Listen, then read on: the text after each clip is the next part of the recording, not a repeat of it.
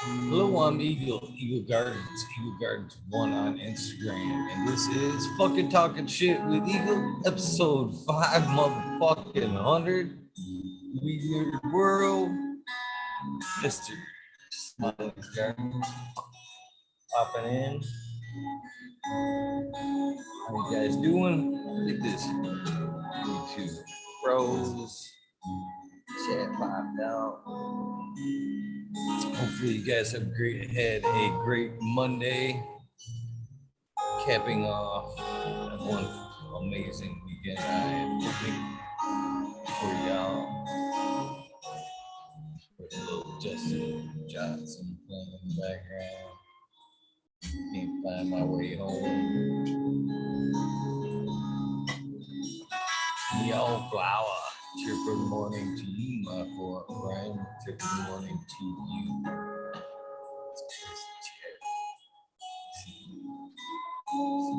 Grab out of the way. Pimp Jam McBodie face. Ooh, Walters. Mr. Smiley, how you doing, brother? Live chat going. Get my shit out. Chilling. Chips. That's hanging out. Look forward to, of course, WEedNerdWorld. It's Monday. That it is. That it is. TGIM, right? Heard on. How was your weekend? That was good, man. It's a good time. Went out to, what was that, Croptoberfest on Sunday there. It's pretty fucking dead, but I don't know. It's cool. See a few people. Fun to hear that. I wanted to make it. I did, but just cards didn't line up. Yeah. You didn't miss much. I think there were more vendors there than people. Some good folks. Yeah. Yeah. That's...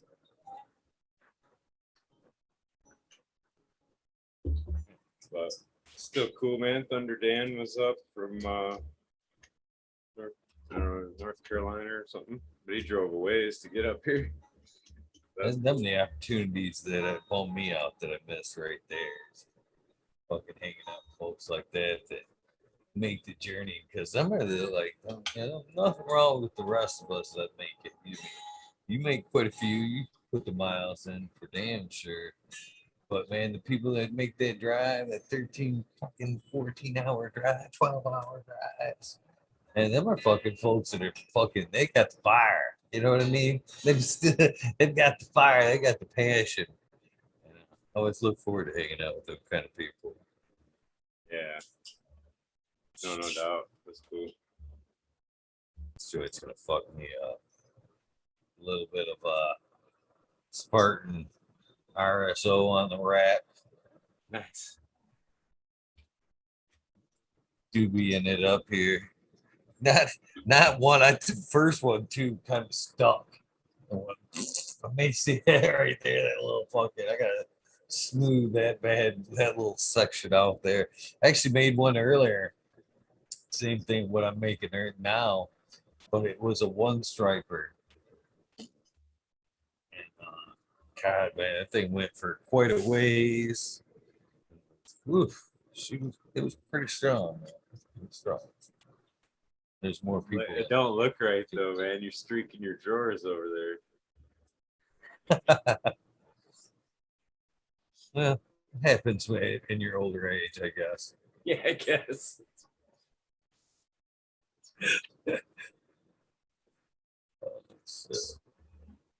Still blows my mind. There's fucking dudes out there buying used drawers from chicks and shit.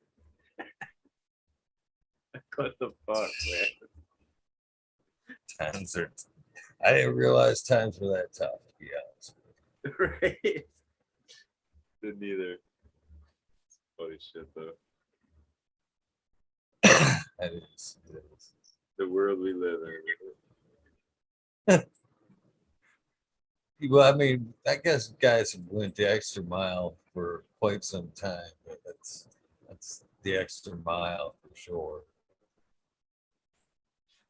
Boy's been sniffing bike seats for decades now.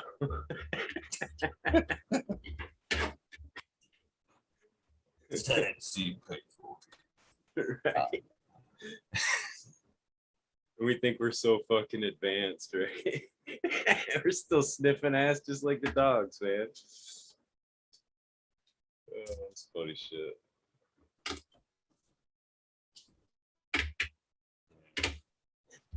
So, did you happen to get to talk to any of the who was, as far as vendors go? Who was there?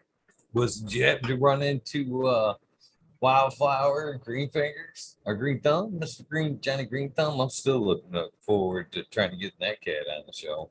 No, I didn't see them. Shit, man. Now you're gonna seen Green Goose was there. I gotta play it back through my head now. Terps McDerps. I still like that cat on both of them. Dankman Dan, Red Setter. They had pretty nice booth set up. I think Medgrower was there. I didn't see Medgrower, but I think he was there. Yeah, he was. I'd seen him post a few things. I was actually kind of a little bummed out about seeing him being there because he never usually goes to that type of that event anyway. And he's always a favorite of mine. He's a good friend from back in the early days of the YouTube era. And I got to meet him and know him from way back then. Haven't been a friend ever since. So it's always good, to hang out with that cat. Fuck, I've got every strain he's ever produced, and I've named one. And that, so it's always fun to hang out with, people you respect and shit. Oh yeah. Yeah, Med's cool, man. He's just a cool ass dude. I guess I don't like follow his daily views, but he's been doing that shit forever, dude. For a long time. He's probably the most consistent one at it or whatever that I've known. That's the genuineness, I think, has kept him alive like that. He's the same dude that you see on that the camera. That's when, just like so, I appreciate that shit. The upfront people that don't necessarily show who the fuck they are. I got tons of respect for that. I've said that before. I got, the people that walk up to you, just give it to you however they fucking, how it is. Just give it to you how it is. I respect that, fucking 100%. It's just one of the people that fall in that way. Yep, no doubt, man. Starting reading chat. Late nanners in flower. What do you do, man? And too late in flower, it wouldn't Pull them. have time to do much, right? Like seeds need like 45 days to form and shit. What day is he out? So back Out to week 2 of 9 Hermie. he's supposed to harvest in a few weeks and found nanners on a couple plants tonight. So I got you. so 2 weeks out. It's week 7 or so. Let that shit ride. Let that shit ride. Pull them manners and let that shit ride. Like you said, Smiley, it ain't the time that pollen hits and the bud or the plant switches gear into seed production. You haven't really lost off anything into, fucking bud structure, fucking turfs or anything like that. Okay, if anything, you might bring out a little bit of something as we talked about before. What's up, Apollos Farms? Long time no see. Cheers to you. What, like flavor wise or something? Because it's seeded still. Yeah, I don't think it would. Stony. Yeah. Just like we've talked about before. I think that there's just, it may make it another chemical heavy, another molecule heavier than the others once it starts into that flower production. Maybe it's N. You know what I mean? Maybe it's CBN. Who knows? Maybe it's 8. Maybe it's high in Delta 8. Yeah. There has to be some effect. We already fucking know, dude. Like we already know we can go from one grow room to another and just that environment changes it. So there has to be some kind of an effect. Even like we were talking about that the other night with like powdery mildew and stuff. A lot of people are battling that this year, and it's a tough problem. I'm not getting down on it or nothing, but like just a plant being infected with or having the first signs of powdery mildew, you would imagine would do some, you know what I mean? The plant's already responding to it somehow. It has to change that phenotype somehow. You know, even just the little bit of it on there. Like I wouldn't be able to give a reference, but I remember hearing about wine and grapes. They'll introduce powdery mildew at certain times to like increase or change the flavor profile of the wine, you know, at the end result. So, I mean, be ludicrous if they're ridiculous to think that cannabis isn't doing that too, you know? I've actually seen studies from England back when they were making the synthetic form, them posing the question of cannabis that had been, just like you're saying, been hit by powdery mildew and was higher in other shit. Might not have been smokable form, but as far as like extracting the molecules, they found that there was a difference and that stressing the cannabis plant out for different purposes, just like that, for heavier molecules, was actually gonna be a thing. Like cold temps, so you can make color change and shit like that. Well, I totally fucking decided to go like to talk about the cold temps. I fucking it's getting too close to hash time. Temperatures are dropping, buckets are full. You know what I mean? We've talked about like fucking cleaning bags. I don't even, I do clean my bags a little bit these days, but not like I usually do. These days for his fucking storage. I mean, hash bags are just like fucking tents. Basically, if I were gonna let somebody fucking borrow a good set of my hash equipment, I'd be like, let me see your camping equipment. Let me see your tents. Want to open them up and fucking see how fucking stinky and mildewy. Put them away wet. You know what I mean? That kind of shit. You know, Same thing with my hash equipment. I feel the same way. It's got to be cleaned up, put away right. Same thing with the bags too. It ain't even worth it for me anymore. Fuck, for $30 or whatever, I can go fucking order me a set. And even moreover, I ordered just the bags I really want to use and not just sets. It's almost cheaper for me to order a couple 45s, you know what I mean? A couple of my sticky bags to have on hand versus the whole set because I've got multiple bags from just buying sets and you reusing my this 72. You know what I mean? I'll put this one up. I've got stacks and stacks. I've got tubs. I actually got 20-gallon tubs of bags right now. Mix bags. I got fucking this. Oh, fuck that shit. Fuck that shit. At this point, I'm just ordering the ones I need, ordering them heavy, and fucking ordering new ones almost every time. Just get done with them. Fucking cheap set, new. You know what I mean? Gonna wash. Fuck a new set of bags. Like I said, all mesh bags, 5 to 8 bag set. $30 on fucking eBay or Amazon. $35. That's a fucking gram of good hash. And what I can do for that fucking 35 fucking dollars, make zips of fucking good hash. That's worth the $30 for me to have ready, clean, good equipment. You know what I mean? Versus digging out old shit. You know what I mean? I'd rather just keep that machine clean and just bust me out a brand new set of bags. Like disposable bags or something. Yeah, pretty much. That's cool.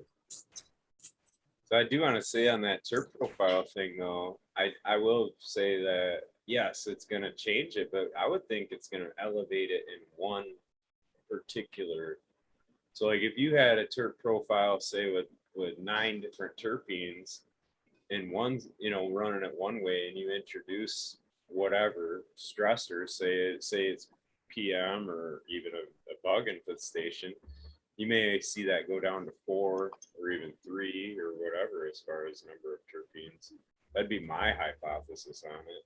You might get a response, but I don't think it'll be an overall like wide range response. You know what I mean? No. Like you said, it's gonna be the one that corresponds with whatever pressure is being put out there. You know what I mean? Like I said, if it's powdery mildew, then it's gonna spike that one that it knows might help, not the whole shebang. Yeah. What's up, Rez? What risk? Maybe. And shout out to all the folks in chat giving me the big ups on that 500. Man, I'm just not, I haven't been excited about the 500. Yeah, that's with you. I kind of cheated my way to it, I feel. You know what I mean? It isn't the 500 that I wanted. So I'm just not all that excited about it. I want it to be 500 episodes, 500 spotlights, with the Weed Nerd World episodes being the 0.5s that they've always been.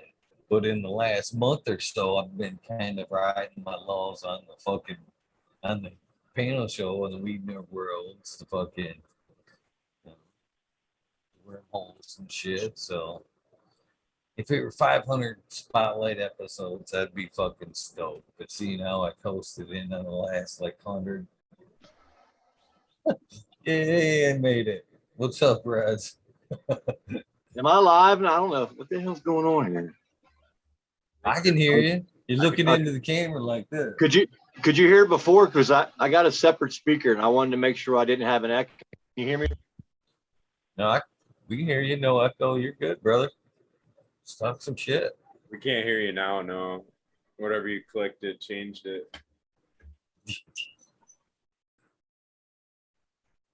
Can't really see if you're talking either. Your face is just shadowed out. Whatever you did, you had it. Yeah, you had it working, Russ. Whatever you pushed, man, it changed it.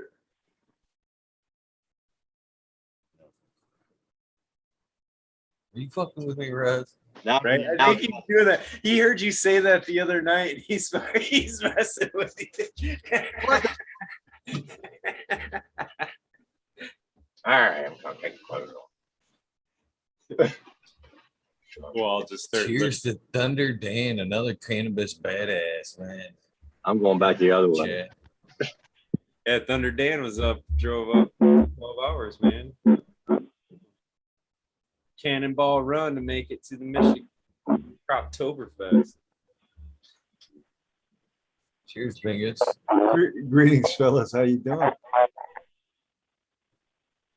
Wow, that looks like a nice little roll of something. Something good, huh? Board 13 with a couple of stripes of some RSO made by Spartan Grown. Ooh. Good to see you, Eagle, Smiley, Rez. How are you, man? Cheers, chat. Do you have a good weekend, Bingus? I did. I'm staying very busy. So yeah, great video, Smiley. Thanks, man. I really, it's looking good, man. It's like, wow, he's fucking growing it better than I do. I doubt that. That thing's beautiful, though, dude. I do get a menthol kind of like thing off from it. I would almost maybe even like Vicks vapor rub kind of thing or something. Really? Like a weird. It's in a whole different, on the other side of the world, you know what I mean? And it's never been grown in dirt, ever. So I'm very excited to see what happens. She did not like it at all right at first either. That was so funny. She just froze like, I don't know what to do. Going from straight perlite hempy bucket into a living soil. But yeah, she like re-edged and now she's fucking killing it, man. She looks real nice. You guys, Eagle, how's your garden doing, man? You getting things back to where you were? It's in the middle of being half tore down and maybe put back together. Well, at least you're on it. But I can tell you this much, if it does, I ain't right. Oh, yeah. Nice. We're ready. We're ready to go. That's good. Veg is ready, more than ready to do something. In fact, it's begging me, please, sir, do something. Cheers, chat. Sister Golden Hair Surprise. How are you? Johnny Caniseed in the chat room. Best chat in the world is the Weed Nerd World. Weed, like the weed. That WE really emphasizes the connectivity. The other thing I wanted to say before I forget, Eagle Garden t-shirts is a different thing, okay? It's not, because you're displaying artwork from others and you're interviewing others. So I'm proud to wear an Eagle Gardens t-shirt. The biggest thing was it it didn't feel right to me. So I just wanted to cover that. This is we're rewinding a minute here. And so I didn't want to offend Eagle with that comment. I'm like a cow, man. I fucking in the garden. I'm chewing my cud about all the different things that happened in my life and who did I offend, who did I didn't, you know what I mean? And whenever I have a chance to kind of like make amends, I kind of want to do it since I'm kind of getting closer to the end now. You know, I don't want to leave any loose strings.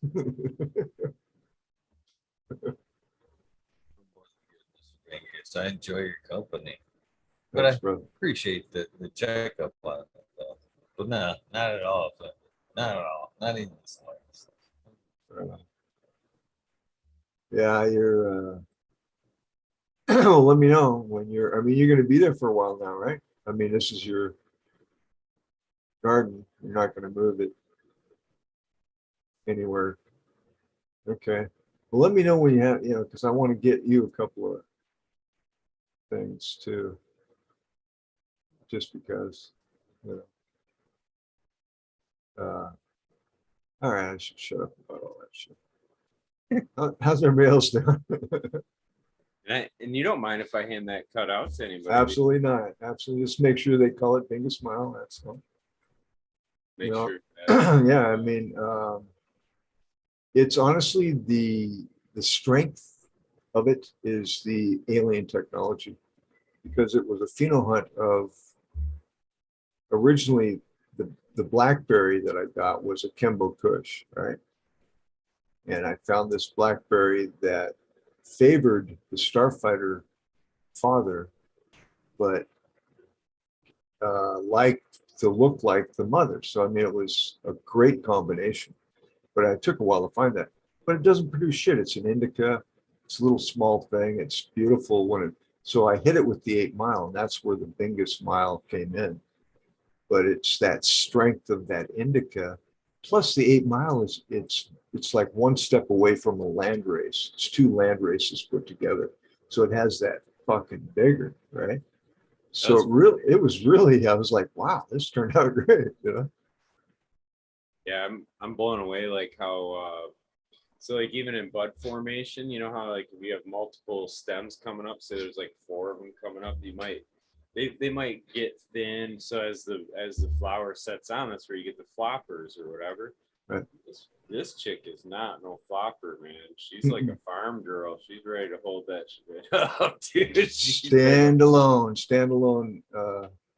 and erect, and she'll carry weight, dude. If you want to do bud boosters and shit, I have a guy, I think I showed you the link, and he's got these buds. I was like, what the fuck?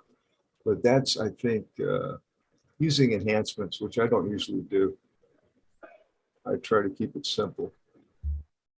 But I'm learning, dude, I'm watching a lot more organics and soils and what have you. And I think there's certain strains like that I've ran that just don't do very well in perlite. Okay. And that's where I'm just thinking, I want to do a scrog as well. I got my tent, and I'm thinking I'm going to do a mono run of something in an organic in a straw and just see what the fuck. You know what I mean? Mix it up a little bit. I thought you were gonna say you're just gonna add worm castings to the perlite. Ooh, that would be kind of ugly, dude. That would get real ugly fast. No, I'm just gonna. I've done dirt. I've done almost every little thing out there, but I haven't really tried a good organic hit. You know what I mean? So I'm still learning though. So, Yeah. Sister Golden Hair says, I love how you bred the key lime pine too. That's one right now that is my absolute favorite. A lot of people are really enjoying it. Again, a beautiful accent with my S1 endeavors. Anyway, enough about me. How are you guys doing? How's it going out there? Robert, what's up, buddy? Cheers. Cheers. I was just going to talk about the Blue Mile right now, so not enough about you yet. Not yet. Mine smells pretty crazy too. Mine's got Nice. some crazy, funky smells. The one outdoors is really funky. The one indoors is just getting funky right now. But the one outdoors got some funk last week. Like started getting real funky, fucking like kind of cheesy, funky, like fucking gross. Nice. Oh, I love to hear that. And that's in horse shit, like, or horse manure. So basically, most of it's horse manure and worm casting. So yeah, Just doesn't sound right. it doesn't, but it's starting to smell good. So hell yeah, Right on. got my 2 keeper totes. God, Christmas list, a microphone for green fingers. Got it on my list. Animal shit is good fertilizer, man. It is. Yeah, plant a fish in a bucket. Especially when it's been composted. Yeah. Depends That's what kind of animal. What's that? It depends what kind of animal. Yeah, not dog shit. No Well, you dog can shit, take no it. cat shit. You can compost any of it, right? You can. Is there any animal shit you can't compost? No. Not even human. You can do human. I could tell you an ugly story about that too. 1 Jeez. year. That's what 1 year they say. Guy actually was fertilizing his weed with baby diapers and shit, and he told me about it as I'm smoking the fucking shit. It's like, Well, I mean, think about it this way: somebody was buying the milk, somebody was buying the whatever, then for years the farmers just let them spray it on the fields, and then they fit the corn or the wheat or whatever went to the animals, and the animals went to you. yeah. So I mean, it goes, yeah. For years they sprayed, on the field. As long as you let that thing set for a year, especially if it's the end of the year, and if it's still in the heat cycle, especially, they just run it across like a sprayer. How Just a does thin pig layer, shit weigh in? Huh? How does pig shit weigh in? Big shit works good. Pig- Cow. That'd really complete a cycle there, because pigs, man, eat just about anything. If you could say Well, that yeah. shit full circle. That's Yeah, if you let the pigs eat it, that's what the good pigs are good for. That's what all the bottom feeders are for. I don't eat the bottom feeders anymore. I stay away from pork. Cheers, brother Mike. Good to see you, Dead Cynic. Yeah, They do recycle a lot of things, though. Like I'm saying, though, even if you don't eat them, they're good for recycling purposes. Right. And if you It's could, a- if you're cleaning out their stalls and utilizing the quality, shit. Yeah, even if you weren't Hey, eating a what? pig eagle, it'd be a good thing to have on your farm or in an area if it's one. Especially that pig will root up the whole thing just like a tractor, and you can take a till back over it. And you're not even putting metal on it. They're just digging all the time, man. You ever seen a pig dig in fresh ground? I mean, hit his nose into 6 inches into fresh soil that was rained on, and he just go like, what the hell? You come home and your yard's like, it wasn't my yard, my where I was living, but I was like, holy shit. He's like, yeah, I'm gonna kill every one of them pigs. Ham sandwiches for a while. But you use them rightly and bring them in that cycle. Like animals came through the forest, and they don't have the elk out here anymore, so the elk aren't running through and all the other stuff they want to talk about. So at your house, use all that. I love goat shit, man, because goat shit can be put on wet.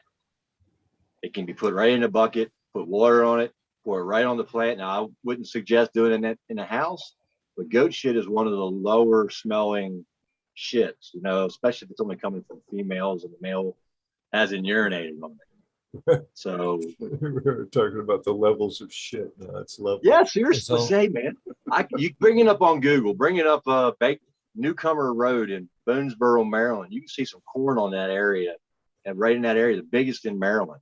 You pick the corn out of your shit there.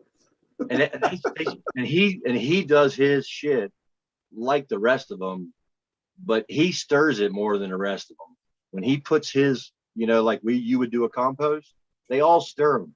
But they'll set back a tractor up to theirs, and they'll run all day, if not all day and all into the night, just stirring that 750,000 gallons of shit in one and 1,000,000 gallons in the other one. And then every time wide stirring, there's just a truck pulling up to it, sucking out, going to the field, back and forth until that thing is down. Especially like if it's full and there's a rain coming, and they have open pits, so they got to go and suck it out so it don't overflow. So they're always, and what the state has done to make sure a farmer can't just grow his farm and dairy cows out the ass and have nowhere to put the shit, you have to have equal amount of land that's kept away from the watershed where that can be spread. If you don't have the acreage, you can't have the animals. So the farmer wants to keep his acreage up. So Got to spread that shit out over a large area. yeah, so they spread it over a large area, man. They're just, so you're talking about a 20 ton.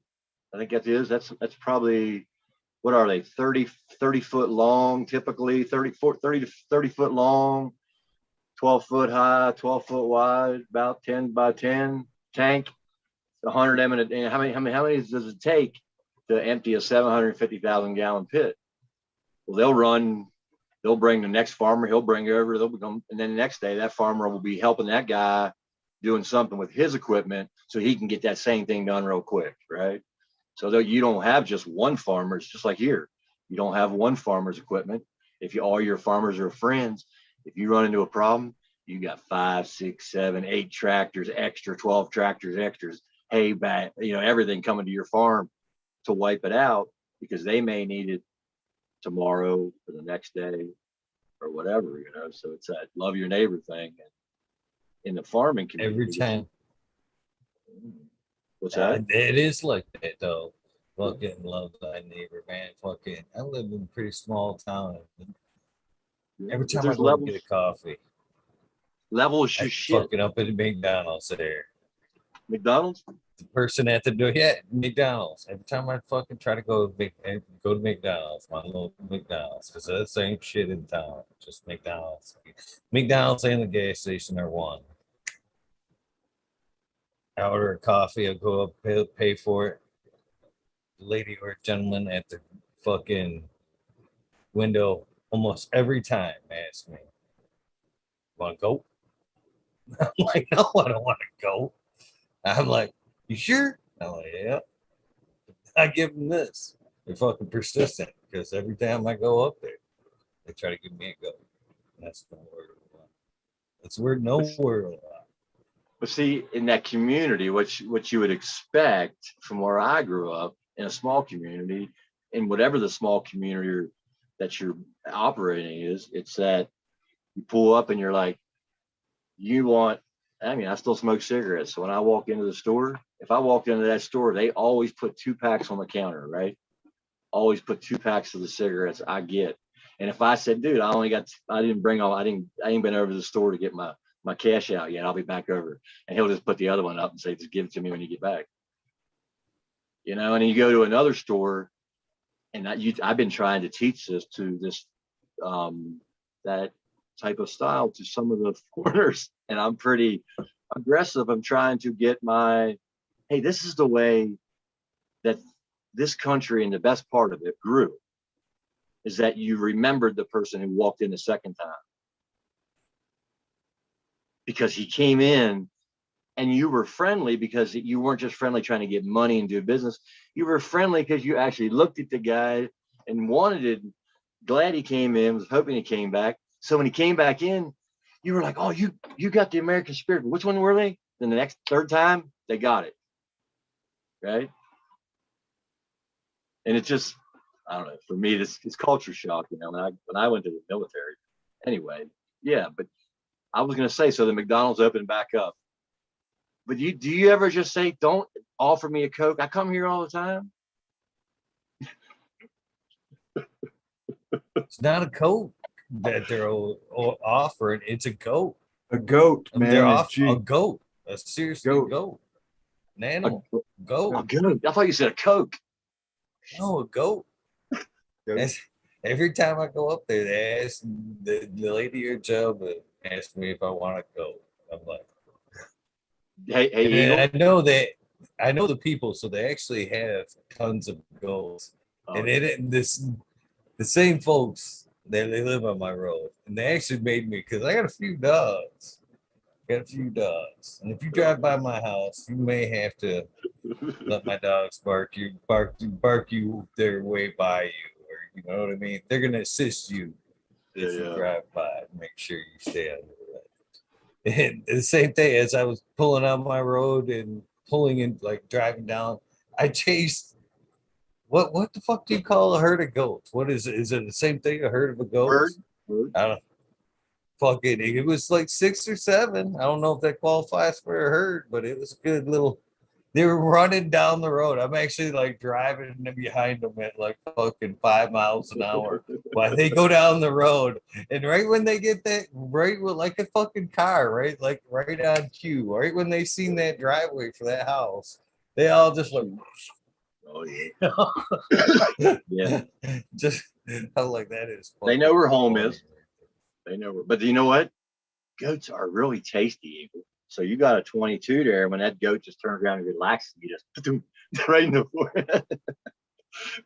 Sorry, but this is late night shit. So if you guys out there in Never Land, you can't deal with that. I'm sorry. 22 right here.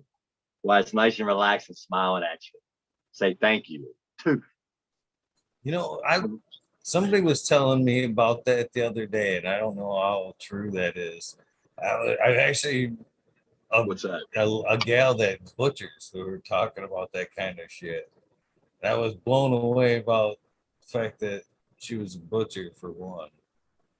And I love there were goats, two. They were actually like talking about putting out the animal and like tensing them up like that before they fucking you don't put down. I'm like, no way, that's actually a thing. The best example I can show you of is in the movie with Nicole Kidman in the Civil War, Cold Mountain, where he runs into the escapee when he runs into the old lady in the woods. She's got a pack of ants. She lives in the woods. She got a bunch of goats. Beautiful little. They do it with a beautiful little goat, and she's up and she's petting it all, being nice to the goat. And she takes this little tiny knife and just goes.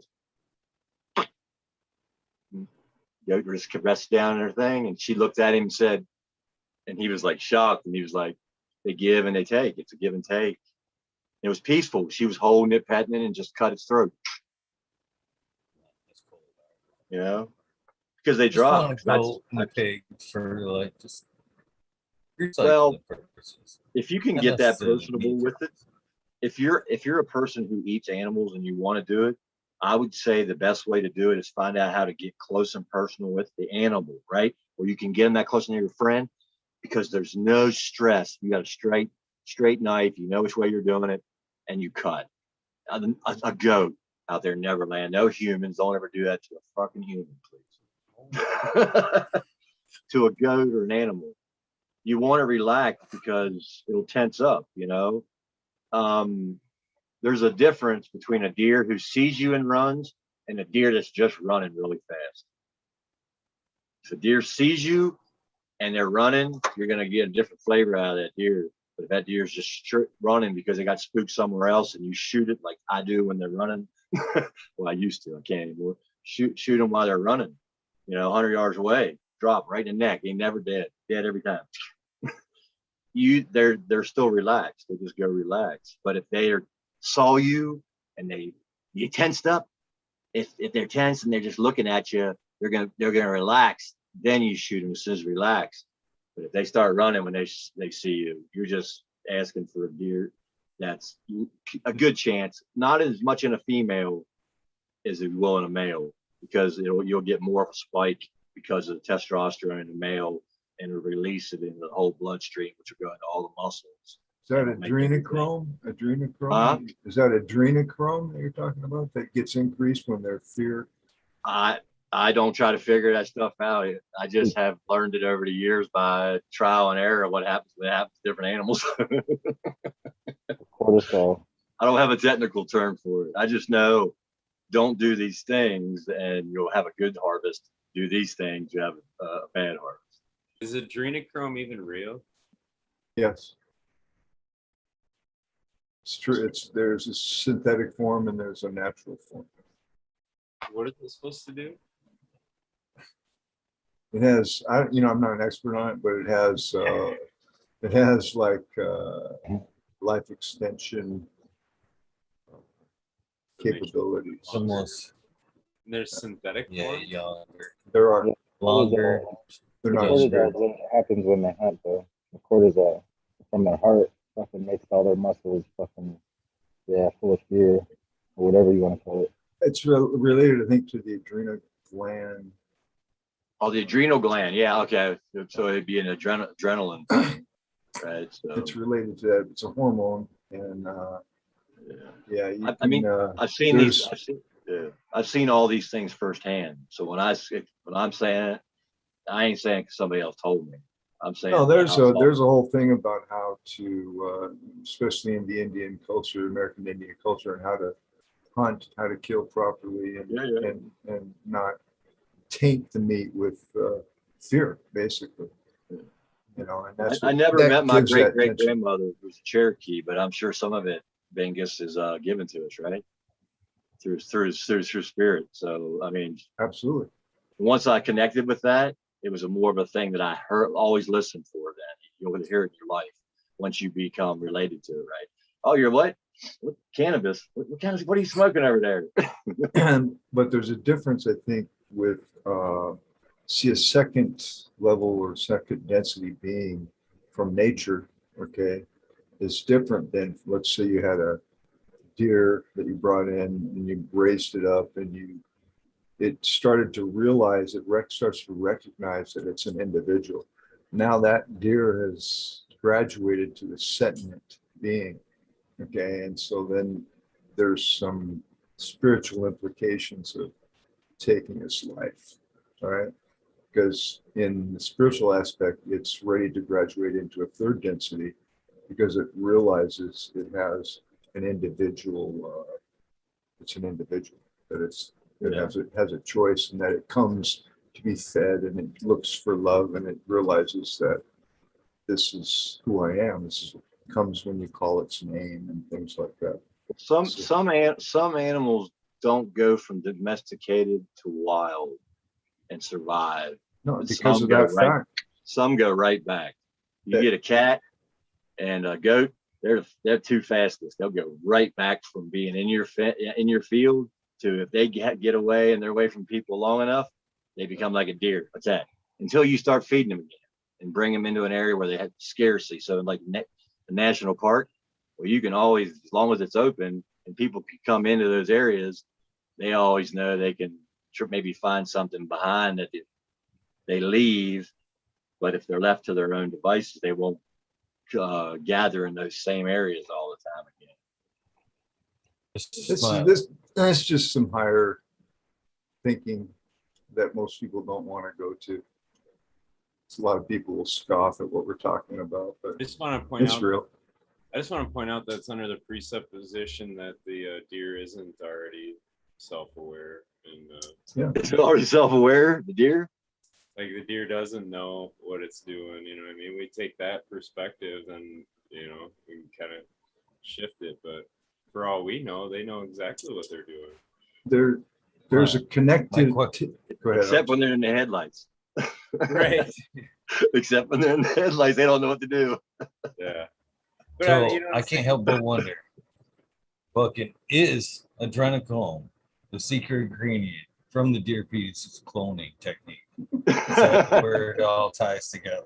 it's proprietary, Eagle. That's proprietary. That's funny. I've had multiple deer basically attack my vehicle at nighttime bucks. Yeah, come off of hills and don't run away from the lights. Come right to the car. Bam! It's like, holy crap! I was 200 foot away from you. Why are you coming down the hill? What are you doing? Yeah. And Deer's probably not a good example. They're not. I enjoy these types of higher thinking conversations myself. But with deer. Yeah, I just don't want to. I don't like killing things. Really. Yeah. I actually went deer hunting once and I couldn't pull the trigger. Oh, you mean you don't like killing anything? What? So you don't like killing anything? I don't. I really don't care for taking any kind of life. It's just not. I mean, like I said, I went. Buy it at the grocery store. Yeah. No, I don't eat much meat either. I'm Here's the thing, buddy. You know, I do the best that I can with the environment that we're in. Okay. I mean, I'm not going to starve my fucking self. You know what I'm saying? All right. Yeah. I'm just saying that when I went hunting and I had a deer dead in my sights, I couldn't squeeze. Period. That, you know, and so I just said, okay. And since then, I've really taken a high respect for all types of life. You know what I mean? But I agree with what you're saying, and because of the ancient teachings that I study, it talks about how you want. If I mean, dude, in the beginning of humanity, we had to hunt, we had to forage, we had to do all that stuff. We're not in that phase right now, but we should respect those types of things, or at least know about them and not fucking laugh at them. Have some fucking respect for them. You know what I mean? Yeah. So anytime I ever kill it, well, I don't have any chance killing animals right now, but if I could and I needed to eat and I could get it, I would. But there's always a moment in my spirit that has a little adrenaline, right? Not of an excitement, just of I'm doing this. Doesn't matter what stage. Now there's other people out there who don't have the conscience that in the same way I don't hate cats, but if you have cats and they're walking all over your table, I'm not going to eat at your house. Power on. Like that. I'm not going to eat at your house, right? Because you wouldn't want me walking all over your table and then eating. And he was on the floor and now the cat's up there. So I have a thing about cats, right? That's me, right? If you want to live with cats and do that, where was I going? What was the comment? I'm studying. You can train your cat not to do that. Hey, yeah, well, that's good. Well, see, some people don't, you know. So you walk into a house, and I'm just like, oh crap. But I love cats. It's called the water. It's called the spray water bottle. If I have a problem with rodents, cats are phenomenal to have around, man. But then if you have a farmer, a lot of farmers will do it, and I would never let it get to that point. But they just so busy. Then you show up and they have 20 cats. You show up and there's 200 cats, and they're being nice to every single one of them, putting milk out for them all the time, feeding them like crazy. But if they die, there's only a few they're connected to, because sooner or later, somebody's got to come and exterminate them. That won't be me. No, I'm saying I wouldn't do it. What if it comes to the point of it's a matter of life and death? Then today's day and age, I mean, it's hard to think that there's circumstances where an animal would put you into that circumstance. But I mean, at one point, history has put us into circumstances where even today, you could go walking out in my woods and put yourself in crosshairs of a wild animal. Now, what if it's into that instance where you don't want to kill, but it's in a matter of kill or be killed? Survival. You know, yeah. Yeah. I could walk But outside. then- There could be a mountain lion. Yeah, but like in the same instance, though, what if it becomes your prehistoric man? That was your first attack, but yet you're in an area where that animal is quite prevalent, and now you have to put yourself into a mindset where it's an everyday thing. You didn't want to kill that first one, but you see what you had to do to stay alive, and now it's just a tool in the toolbox. I don't have any reason to hunt a predator that's not hunting me. He's live and let live for every predator out there that wants to hunt. That's the way I live, you know. But if you're coming after me and that mountain lion's coming and not stopping, I'm probably gonna do something about it. If he's made the attack, you're gonna have to, because they're quick, you know. They're not big, but they can get big. You know, you get 100. I don't know. I've been hit by a 55-pound dog, and they can hurt you. So I can imagine what a 90-pound mountain lion can do. Survival within every human being is very strong, very strong. So people, I don't think, realize what they can do under extreme pressure. Yeah. But if I had a choice, no. Something attacks me, they're going to get their fucking hands full. I mean, I don't care what it is. They may beat me, but they're going to get hurt trying. That's just that's a survival aspect of being human.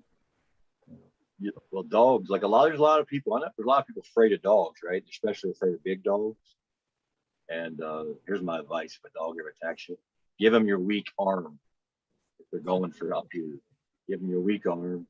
But then you got to have that thing you were going to defend the man with, or whatever. You got to take and kill that animal or spray the animal while it's got a hold of the weak one, right? You got to sacrifice part of your body, like my guard dogs used to do. They'd sacrifice their skin to turn around and bite a neck. I learned it from them. So you got to sacrifice. I'm starting to learn in my old age. I'm starting to learn in my old age that because of the society that we live in, if I'm careful, I can avoid all the bullshit that we're talking about. If I'm You careful, can avoid it all. I pretty much can. All the killing, all the animalistic, all the stuff from the past. I mean, if I'm careful, if I tiptoe, I can avoid it, right? Food chain's a little fucked up, you know, I gotta say. But again, that's my choice. I can eat it or kill my own, or have my own chickens if I want to eat meat, right? Whatever. I mean, we make the choice. There is actually a literal supply chain problem right now, right? It's What? major Yeah. in California because one reason, but it's going to spread to other things. It could if they don't fix something, right? Well, that's We've been seeing this coming for years. So hyperinflation is hitting hard, and this is all controlled shit. But I'm telling people, learn how to survive. You know, Eagle can walk out his back door, and Smiley's probably in an area. I could go to the mountains, but the only thing you get deer scarce in the desert. I guess I'll be eating snakes. Now I listened to a guy that I think he was part of the government saying that the reason that all these cargo ships are waiting to come into America is because America is doing so well. All right, it's so thriving, and people are buying so much shit that it's coming off the shelf so quickly that they can't process it coming in fast enough. So actually hyperinflation is good.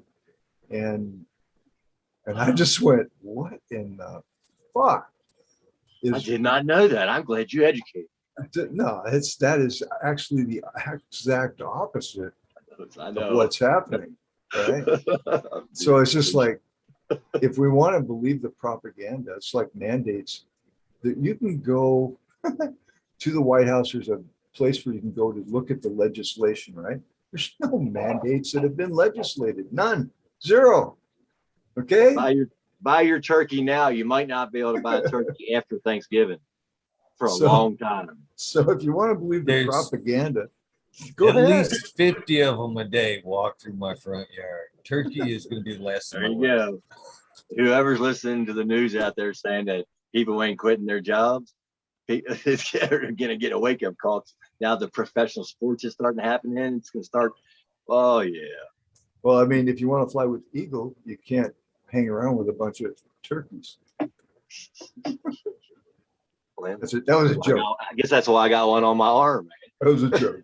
That was a joke. That's my best cup of coffee right there in the morning, man. Just watching. I'm serious, man. Just hanging out at the window or on the back porch where they all walk by.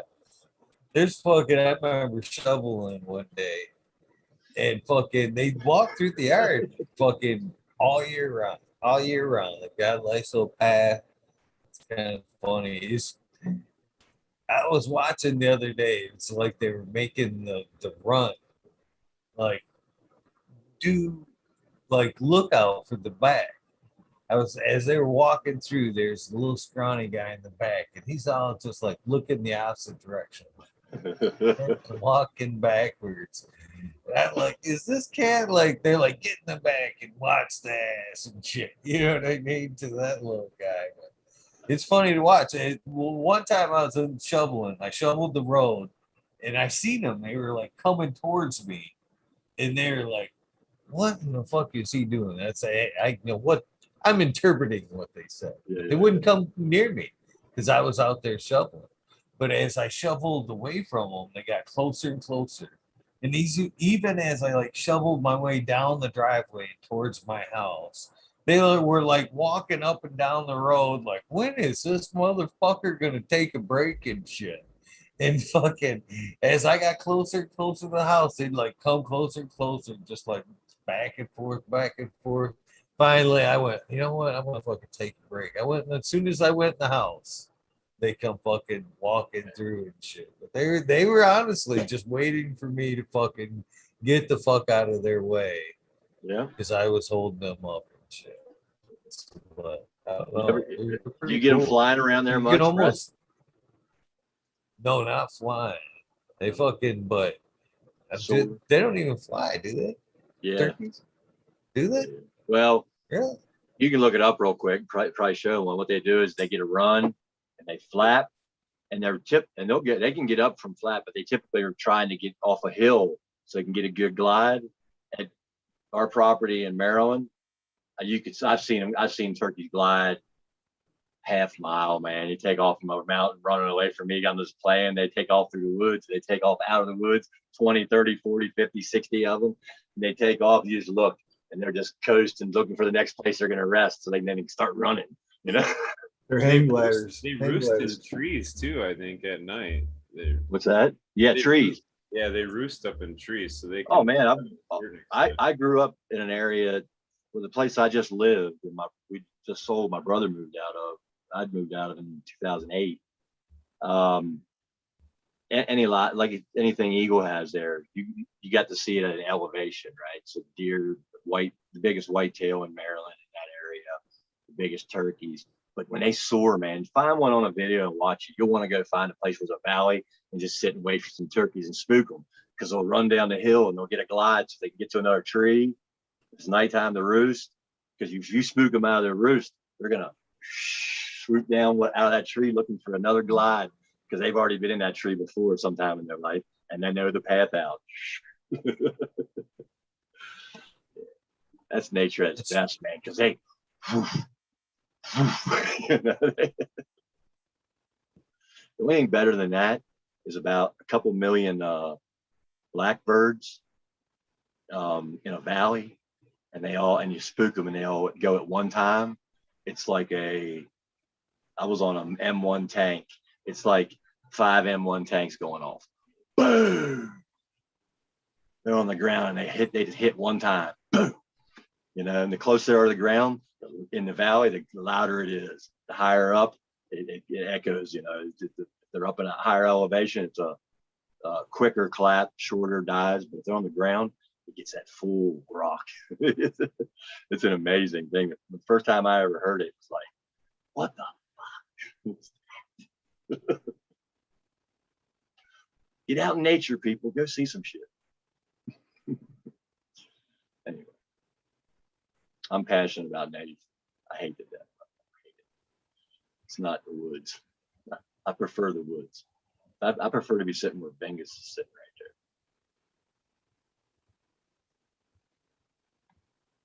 James Simons, what are the best areas of Oregon that are affordable? None. There is none. It's a very expensive place to live when it comes to property. You might find a deal or two, in my humble opinion, but the taxes will kill you. And, I quit doing real estate in Oregon. Just saying. I rent. I got a really good guy to rent that I'm renting from. And with Oregon law and cannabis, you have to have the guy that owns the house sign an agreement that you can grow in order to get your license, which I got to go do Monday. I have to renew my license. So, and he's cool. He learned real quick that renting to a grower that pays him cash every fucking month, not sometimes before it's due, is a good thing. Because he's had other renters that pick and moan about every little facet of the building and then are late on their rent. See, so it's hard to find. Like today, we talk about old school stuff, Rez. Today, I go to Jersey Mike's. Dude, I used to love Jersey Mike's in my neighborhood. And I go in there. And I've had some issues lately. So I don't order over the phone anymore. I go in there. And I order my sub sandwich. And I swear to God, there's 3 guys in there that have no idea how to make a fucking sub sandwich. And I am not kidding you. I mean, one guy doesn't know how to use a knife. The other guy, I asked him, dude, can you put ranch dressing on it? He starts putting it on the mound instead of on the bread. I'm like, put it on the bread. I start fucking telling him how to make the fucking sandwich. Then I get to the thing, and I love these new cash registers, this little thing where you stick your card in, right? First thing before you can do anything, it says, hey, give us a tip. Not only are they asking you for a tip, they're giving you the different amounts that you can press to give them. And I'm just like, and then at the bottom it says no, but the no is so small that you got to hit it more than once. Okay? Fuck me gently with a chainsaw. I'm just like, what is this shit? You know? So now you're not getting a tip. I had to teach you how to make the fucking sandwich. You should be giving it to me for free. You know, so don't let me, you know, I go off on some of this shit. This daily stuff, Hash. Let's go off on hash. I jumped on before I forget. The reason I wanted to jump on, I was listening. I was like, Eagle wasn't on last night. I want to ask this question. He's coming to hash time. I'm going to start turning everything into hash, more than the majority of it, right? Because for my setup, and I like hash, it's just going to be better for a better cure, better dry. Chop it down, put it in the freezer, make it into hash, right? What bags do I need to buy to make that full stack? And where's the best place to buy them? I hate ordering offline, but if I have to, The best place, unfortunately, is online. I hate to tell you. how much is a Most whole of them stack? come in a whole set. We were just talking about this earlier, man. eBay, Amazon, either one. I don't even suggest fucking unless in fact, I don't even suggest you fucking go out there and pay that extra for the bubble man, the bubble magic, yada yada yada, all them bags, because they're storage, just for storage purposes. You can go out and buy a fucking. Let me go grab the tub. I know. Well, I gotta turn my other speaker on to make sure I can hear everything. Power on. Bluetooth pairing. Sucks. I can't figure this. Power on. I feel so refreshed. Thank you. Oh, flatulence. Immense. Excuse me while I release some air. Look at this. Ah, Squeaker. this is sad right, Right. here. So I now have it works. Later it several works. of these tubs right here. This is why I say I'm not buying them one size. I'm just buying individual bags. Run boy, I'm not sure what you mean by every year and a half assessment. It might depend on the license, brother. I'm just answering a question in chat from Run boy. If you got a medical card, no, you did. They got like, I think 6 people to respond in the OLCC for the entire state of Oregon. They'd be pretty fucking busy. These guys look for things not to do. Seriously. Wow, look It's a at lot that. of They got- bags. These are what you want right here. You can don't get like those bags? these from. Oh man, you can get these, and even I think I've got bubble dew bags here. A bubble dew. These were pretty fairly cheap. I think I got a set of these on Amazon for $40. And again, more reputable bag. But these are what you want when you're making some hash. These are what you want. Full mesh bags, cheap. Don't even worry about. I mean, for seriously, like I was telling Smiley earlier on, $30-$40. You spend that for, you went to, if you were to go to a provisioning center, you'd pay that for a gram of hash, wouldn't you? So what the fuck? Isn't it worth, making an ounce or whatever of hash for $30 and not have to worry about the cleanup, having a new set? How much does it cost? How much does it cost? 30-40 bucks tops, depending on. This is Zen Hydro. I got these off of Amazon. I think I got these for $30. You 5 probably wash 8-bag them, set. wash them in alcohol, clean right up. You can, but again, it goes right back to storage. How well did you clean it? Did you put them away all nice and dry? Did they get mildewy in the process? When you know what I mean? Shit. It ain't. Yeah, you know what I mean. So for for the hassle it takes to clean up them bags, and for me, my what I do is I know which ones I want. When I wash, I want 2 to 3 bags of 45. They might clog up. I might get a slow bag. One might grease it up. Yeah, I can alcohol the bag, clean it up, or I'd rather just set it aside, let it drain, give me a fucking new bag. Because the bags, you know what? The bags themselves off of eBay, this type of bag, are fucking cheap. $5 maybe for this. Why not get 3, 4, 45s?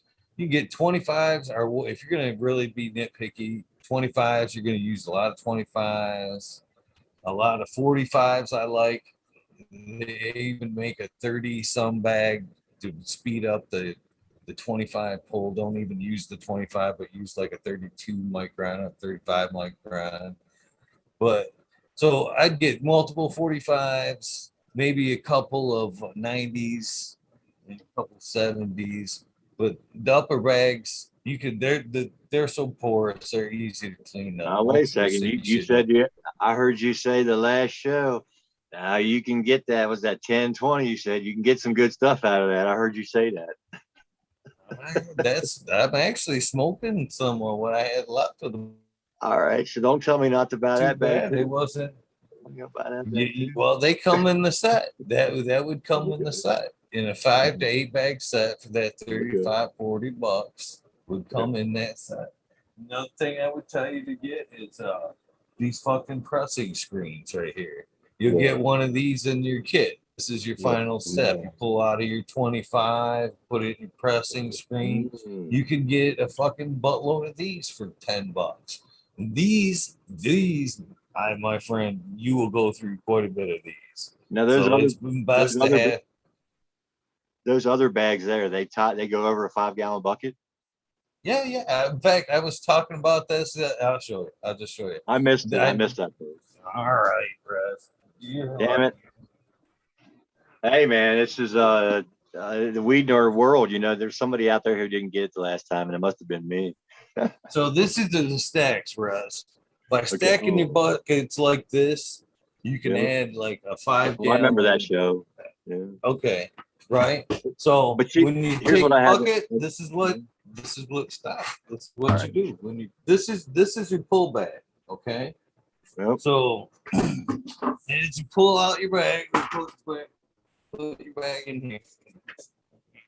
As pull, you're spraying this bag out. As you pull it, spray. You get it to a decent amount where you can do this. Then you come over here and you drop it in this one. Boom, real quick. And then you just wrap this. You got to cut that upper edge off. You have to cut this rim off. Otherwise, you can't do this right. So you drop your bag in here. Just put just put that over the edge. And as I use a hose sprayer anymore, but you can use a 2.5 or 2 gallon or a 3 gallon pump sprayer, you know what I mean? Like a chemical sprayer or garden sprayer, because you can put ice in that and then fill it up with water, and then spray this down as you pull it up. I use a hose, just spray it down, spray all the trichomes down, spray all the trichomes down. But you can pull this like I'm doing all the way, boom. You know what I mean? Now you can just spoon all your shit out. You can clean it out really nice. Push all the particulate through. But yeah, that's what this is for. You cut that ring off so you can use this. And then when this water, you know what I mean? You take this, you dump that into your kitty, siphon the next size trichomes out of that. But yeah, that cutting that lid off of that is perfect for these. What are all those buckets? What are all the other buckets for? Just to bring it up to your level for you? No, they each one of these is a bag. So if I'm running a 25, this would be a 25, 45, a 70, a 90. No and more. It just runs down through, and it's just going to run down through. Yeah, that's the beauty. That's the beauty of this system working with these holy buckets, is because why this sits here and I'm dumping, I'm with my 20-gallon machine. I can either empty that whole 20 gallons in this setup and let it just strain while I'm working on another batch. But it's constantly working. It's pushing its way out the sides. It's pushing its way out the bottom. There's room for everything. You know what I mean? It's not with the plastic bags. You line up your plastic bags. Even if you're stacking them one in another, you're suffocating the outer edge to where it has to be funneled through the bottom. Oh, I got you. It's not coming out the side. But if you stack your buckets, you drill holes through the side, it's constantly pushing out the sides and bottom, speeding up the process. Those half-inch, 3/4, half-inch holes, 5/8. Oh, these are 3/8 holes is what I've got drilled in the bucket. Okay. Last one, your 25 bucket, you want to leave the bottom in just so you can set it on something and not contaminate your hash. You know what I mean? I use, when I make hash, I set it on a 20-gallon tote. Okay. So, I mean, think about it. I got 20 gallons catch plus, another almost 10 gallons or 5 gallons here, whatever's going through. I got 30 gallons, 40 gallons before I got to fucking empty anything. You know what I mean? So I'm washing, dumping. I wash the machine, dump it. Wash the machine, I can sit right in my shower and let it run down. Dump it. Once I know this thing, if this stops draining, you know what I mean? If I'm looking down in this and my 220 bag still got water in it, it's time to stop washing and it's time to start pulling out handfuls of hash out of this system. Now, the upper couple bags, the 220 and the 180, I double stack that layer because I don't even fuck with that. I'll pull that bucket out, take the hose to it, blast it through. I give it a good squeeze, and then I just fuck that shit. It's trash. You know what I mean? But the rest of it are all gold, man. After that, you'll be pulling nice amounts of hash. So. Do you remember your episode? You probably do. What is your best episode hash making last year when you were doing all that? Ooh, there was an episode. I don't remember the episode number, but it says if you put in, it says hash episode. If you type in fucking talking shit with Eagle, there's two of them. There's one video That's about 2 hours long, where I walk you through the process of pretty much everything, all as I'm doing it. And then there's an episode last year where me and Boom did different methods for like 12 hours. Okay. He did dry Yeah, that's cool. material Yeah. and a different mood side, different machine with different modifications. I used wet material with different modifications than what he had. Both had amazing results, but it was like D420K was here. We had Smoky Bear 2.0 was Yeah. here. I remember the Answering show. hash questions. Yeah. That's still up, still there. 12-hour watch episode.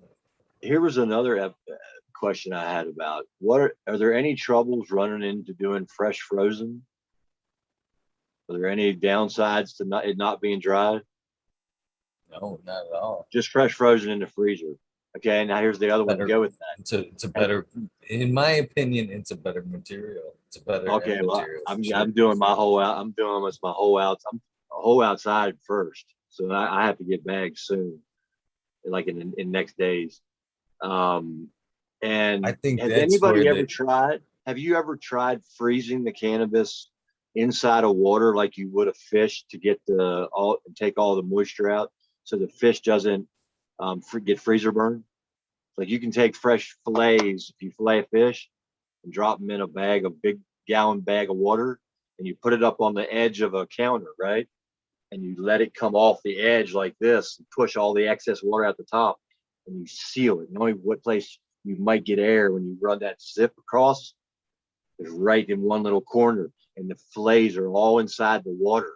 They float inside the water, never get freezer burn. I've thought about trying that with cannabis if that would help. What do you think? Experiment. Yeah, Ounce, experiment. maybe. Quarter pound. Ultimately, you are gonna freeze it or get it close to freezing it. Yeah, but the fillets you put right in the water and freeze them. I thought. What's that now? Why wouldn't you with the flour though? The It'd be water the same exact thing. And if you did I think that with that's what bud, you just have wet bud. No. You'd have You're what, gonna wet make bud? hash out of it anyways. I didn't get that. I got a damn speaker. Sorry, am I You're gonna not make coming hash. through? Can you hear me? You No, like me and you are cutting each other off. Go. you guys are very light on your mic still. But basically, what he's saying is, why not do that same process with the wet bud? You know what I mean? As you're doing with the fish, wet in water and burping out the excess. That it would lengthen the process of maybe. I don't know. It's really kind of a good idea. Instead of making ice there, you could make your bud cubes, basically. Yeah. Yeah. So when they, I get it. Brez, your mic went out, by the way. I'm just telling you. That's what I've been hearing. Okay. So I thought that's what I thought. I thought it was already inside the water, right? It's already in. So now I didn't even see the picture you're saying. I could say you could just, if you had a big enough freezer, you could just bury it in a 5-gallon bucket and then pull it out. When that stuff starts to thaw and you're waiting for the one that's not as maybe just that you just frozen, and these are sitting there waiting to be hash to the place you can break them up. See, I just don't know. I just come up from different ideas there. But my thinking was preservation. If somebody who's taking it and has to let it sit for a while, like you guys do, if you put it in water and we're sticking it in a freezer, or in Michigan outside in the wintertime, just on the ground, nobody's going to eat it in a box outside. Well, maybe, you might have the only reason you would freeze that is if you're gonna make hash. You're not gonna freeze that. Yeah. I think it's gonna be usable flour. The only No, way I want all hash. Gonna make hash, yeah. I'm going hash. I'm going hash for the reason I love hash, right? I'm gonna have some flour, very little, but my drying, even out here with the herbs now that I got, I'll never give it a bad thing, and I can see some good things about it. But my area for my moisture and the temperature I get swings won't get me the quality Eagles get. I can't get it because it dries way too fast, right? And it fluctuates too far up and down. So then I have to control it anyway. If I got to control it, I want to control a small area, have the machine in there running it, and I'm going to keep one of them and still hang some, because I think once I dial it in, but the majority of it's always been my problem because I do these big rooms. If I do a big room or a big outside, I like hash. So all that can go to hash. Can you guys hear me okay? I Yeah, can hear. big. Okay. Yeah. Yeah. All right, sorry. That's my thinking, Smiley. I don't, everything's for me. I've always liked hash, and I've never caught all these things before because it's something I wanted to learn. So I'm listening, but I'm watching chat, right? But as soon as I want to do it, okay, I got to have it. Now I need the information. The bags were the number one thing. So buy a pack of bags. That's my first thing. As soon as I get the bags, I'll run to the store and I'll buy me some set of buckets, and then I got my drill out. Yeah, that's cool. Hell, my back, everything, when you're hurt, like my back is, you can run into problems, and it's like, oh, now I got to take it all off the bud, and I'm going to have to get in these certain areas and try to cut it all. And then you start thinking about a machine, and you just come back to the ease of it. What's best for me? Build a freezer or cut it right down. As soon as I cut it down, throw it right into the ice. Either one. That's just my thing. Yeah, that's what a lot of people are doing these days. It's just a fucking way to deal with it easier. And the people, the demand for concentrates out there, we talked about this a few times. I think that's what actually drove the initial white hash movement. The people that pulled down early, put some good concentrate out, clear heads, and everybody was like, oh, that's the shit. More and more people start harvesting earlier and freezing it for convenience. Making hash. I think it's more or less a convenience issue for the bigger guys, to be honest. Well, and I also am not opposed to using any plant to get the desired effect if I'm looking for the mood altering, a 4-4, like caffeine substitute or suppressant. So I don't mind taking an OG that I know and saying that bad boy's clear and it's just grab weight, starting to lean. I'll take her now. Why? Because if I dry that, I know I'm going to get myself a sativa type of effect off of it, by not letting the weight go into full maturity. So that's if you got plenty, you experiment with them. I heard somebody talking about they didn't get a lot out of it. They were like, man, but those tri stuff was so clear, man. They took that thing early. All the trichomes were clear. That stuff would just take you to the race you to the moon, man. I'm like, see, I want that for when I wake up in the morning. Okay. Start the day.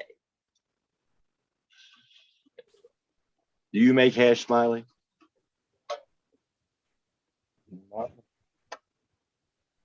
Can't hear you. I have, but I don't currently. You just go to you just stop by Eagles. Yeah, I should. I don't know, man. It's just not ever been a request that I get, or in the past when I had made it, it was like people kind of were like happy to get it given to them. But when it ever, what I'm saying, if it ever came out to a cost of them for something, they weren't really interested at all. And for the labor involved, it just got to be kind of like, meh. But and looking back though too, I know I was doing a shit fucking job of it, especially some of the stuff I've seen coming out now. So this was 10 years, what I mean? This is a long time ago. So it's like, I don't know, but. Well, I like dry sift too, so I'm not going to knock on dry sift. You give me a good plan, put it on that trim band, and I get to scrape it up, put it in the bowl. Oh, baby, I'm a happy camper when that's. It's like, I never done that shit before. Even when I was growing my own shit, I never saw that. It's the first time I saw that, I was like, holy shit, what's this? Like a kid in a candy store, man. I still got some of it, getting that stuff, and that's like, no, it's in the freezer. That shit's back in the back of the freezer right now.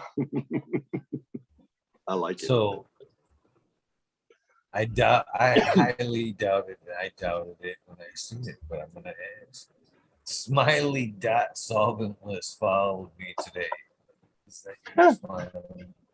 No, no, it's not me. I'm a fan, man. I see the art, the art and the craft in it is what I was trying to get out. Like, there's definitely, I mean, like Smokey, he's fucking beautiful work. You know, what I mean, there's a bunch of guys around too, even on the BHO side, like for Growly or I don't know. You know what I mean? There's just it's an art. There's steps to doing it right. It's just like growing. It's just like, I don't know, everything. You know. I just want to go back and actually give a shout out to Scott, because some of the buds that I did turned out really nice in that herbs now, but I couldn't get a consistency just because my temperature. It just happened to have some of them that did turn out well, and I did get in the jar and get community back in time. That thing right there is a rock hard OG, man. And out of some of my seeds, that's like chocolate, man. This thing's like a chocolate with a little berry in it, you know. Burns really nice, but it puts you on your ass, so I try to stay out of it.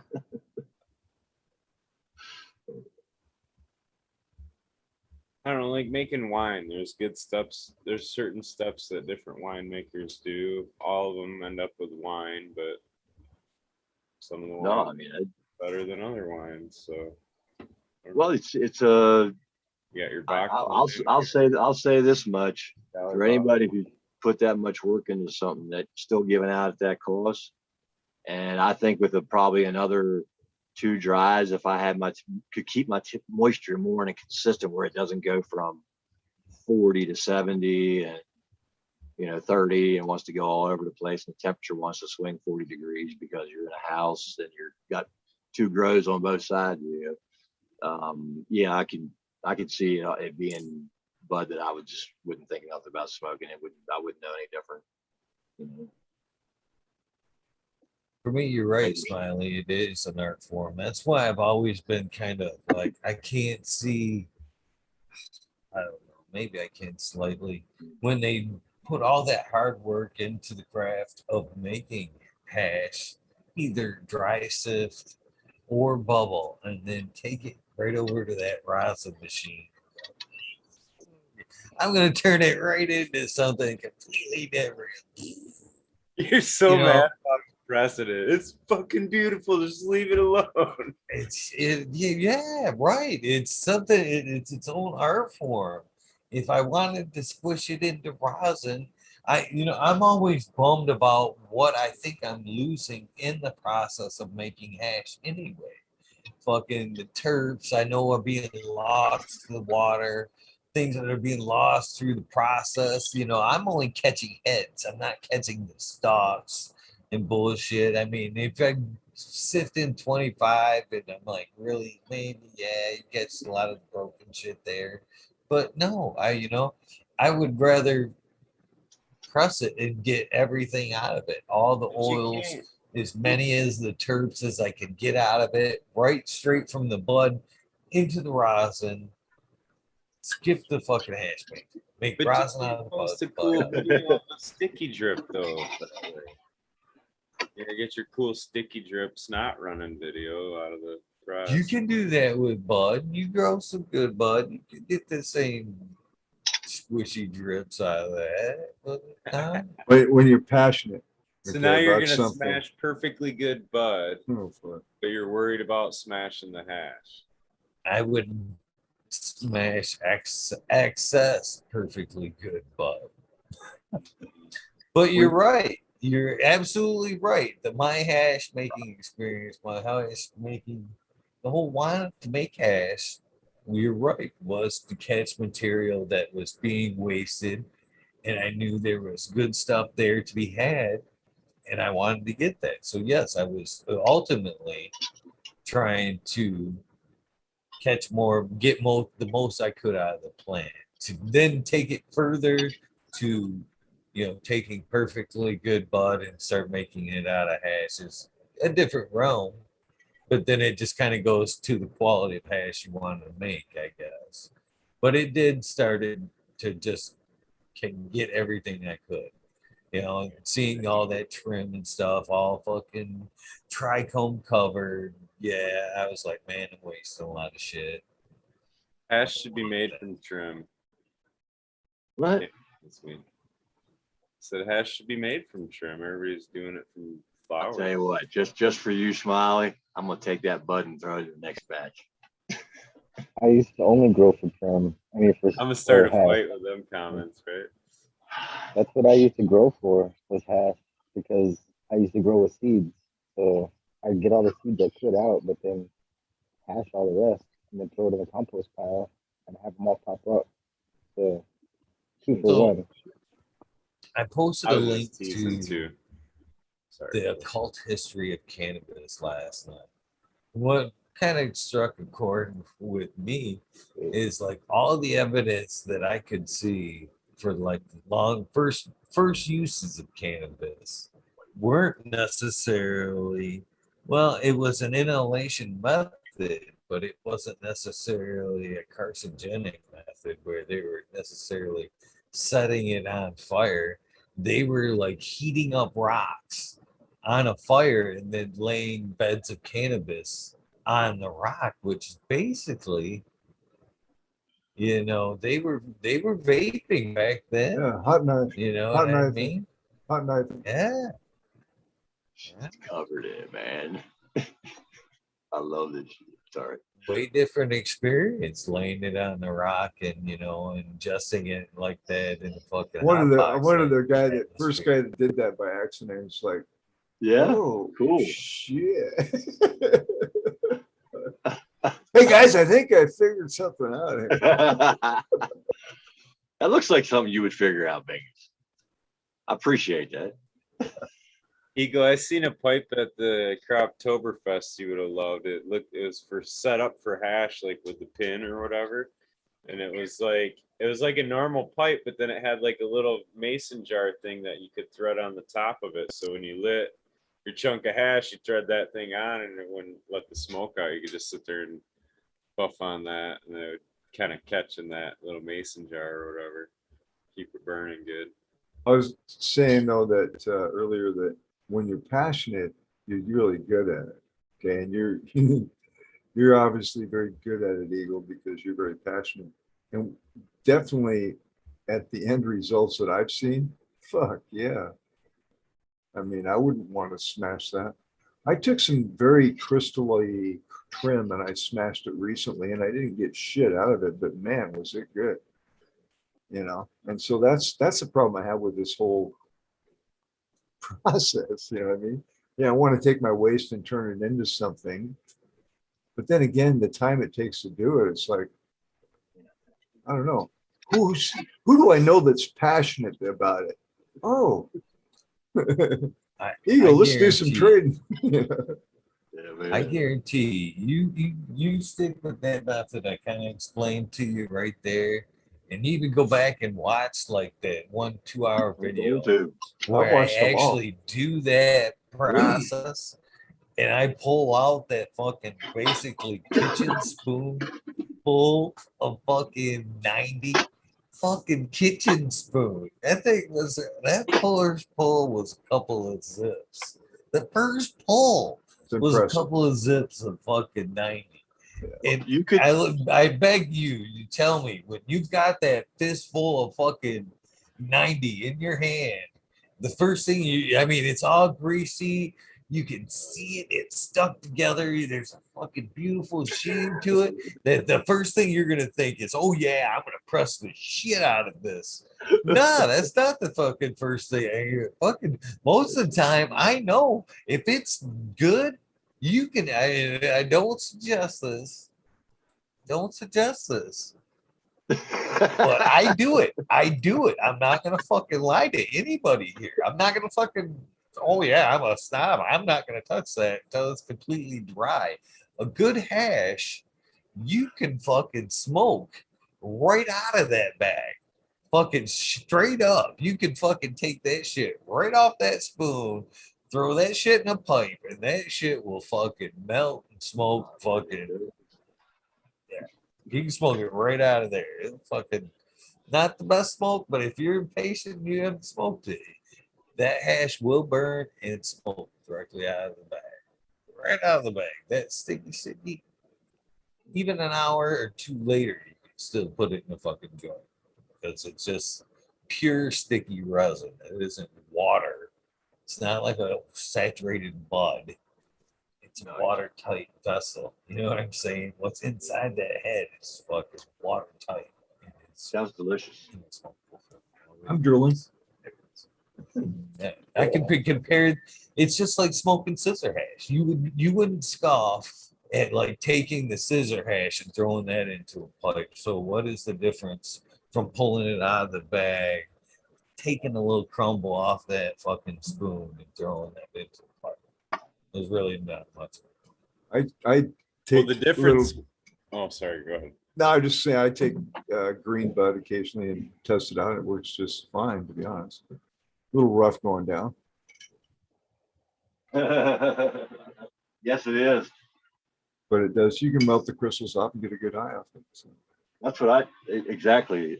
You put it in there, you drop it in, and just go get the lighter and go. Yeah. And you can get all vaporize all the THC without getting all that chloroform. Yeah. Were you gonna say there the difference was? Yeah. Sorry Well, about the that. scissors Swanee. hash is technically pressed, is what I was getting at. It's like, you know what I'm saying? It's squished in between the scissors, so it's kind of like pressing it off or whatever. So it's shattering all the heads is kind of what I'm getting at. It's not. Yeah. So I'll you're tell not you what, preserving it like you would be with. A lot of these heat. plants went a little long, I think. The stalks snapped or like they were dry almost. Not completely, I- but I'm Sorry, gross. no, sorry, they stopped taking water. It was like they stopped taking water like 5 days ago. And I was like, these things had a hard end of the summer. They should have been put out just a little bit later. They should have been put out. And everything at the beginning of September. Oh man, 3-gallon pots, especially the ones in 3-gallon pots, 38-degree night, 45-degree nights. Man, it just makes them speed up, baby. Keep the roots cold, give them a watering before it goes down at night because they're going to get a warmer water, 70-some degrees. Sometime in the middle of the day, let it get warmed up. Man, they'll just, the ones that Sinesse will do it fast, man. I'm talking, I'm watching these plants going, holy shit, that thing was like 3 days purple. Holy fuck. That fast? Holy shit. I like this. The morning is 49 days, and there's one of them that literally could be pulled, and it's nice, thick, heavy bud, and it's all white. And I'm like, oh man, I've never had one that short, and that's one I crossed. That's one of the crosses. And that, if you look at that picture I posted, that one beside it is that piney one. It's pine, but it's not the super pine, but it's that green. Somebody, was that you, Eagle, or something like a week ago, or somebody said, where's all the green bud? Who has the green bud? I'm not sure who it was. Maybe Jack Greenstalk said it somewhere. Those plants are like, I'm happy. You guys have done it before I did it. So now it's the first time I've done it, made seeds, produced some plants that are really nice smoke out of it going. That's fucking pretty sweet, man. I've done it with animals, but I've never done it with a plant. It's very gratifying.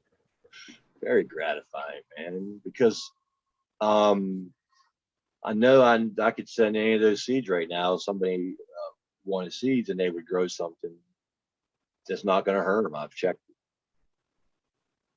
5 or 6 different crosses.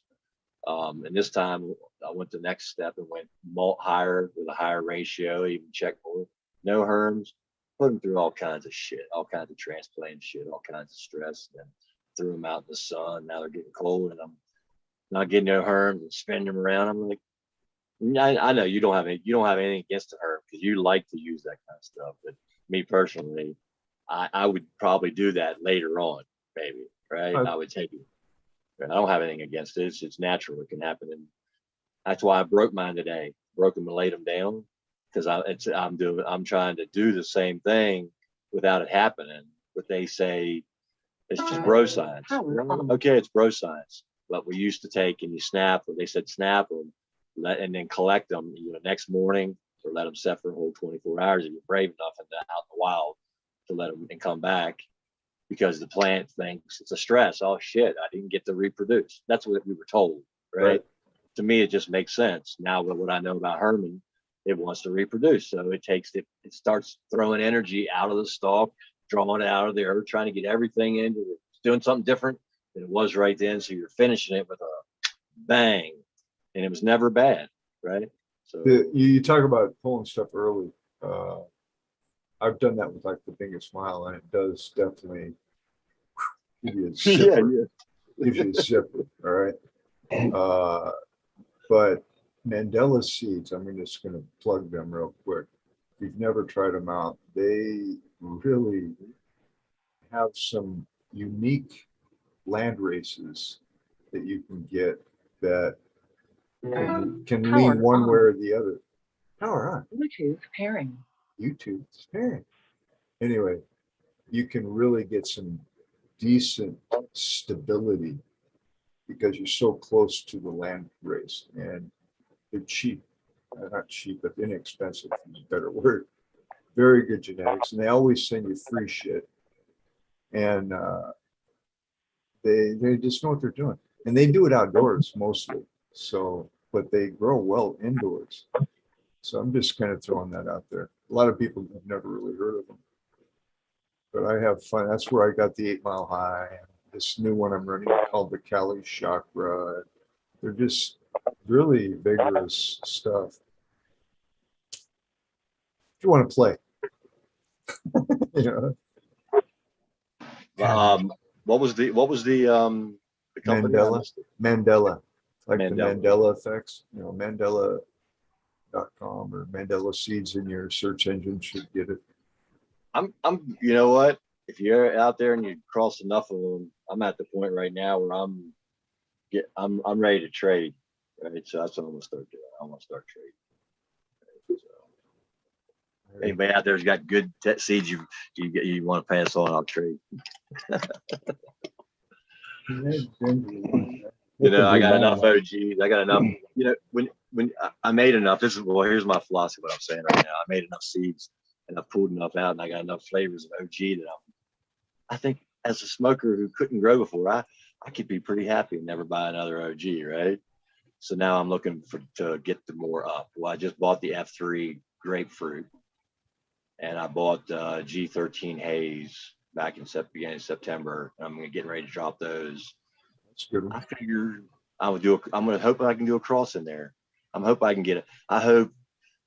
I literally hope there's 5 and 7 or 4 and whatever, or 6 and 6. I don't care, males and females, because I really want one of them to be perfect matches. I want to look at one of them F3s and go, oh, you male and female smell and look alike. All right, I guess we're making seeds.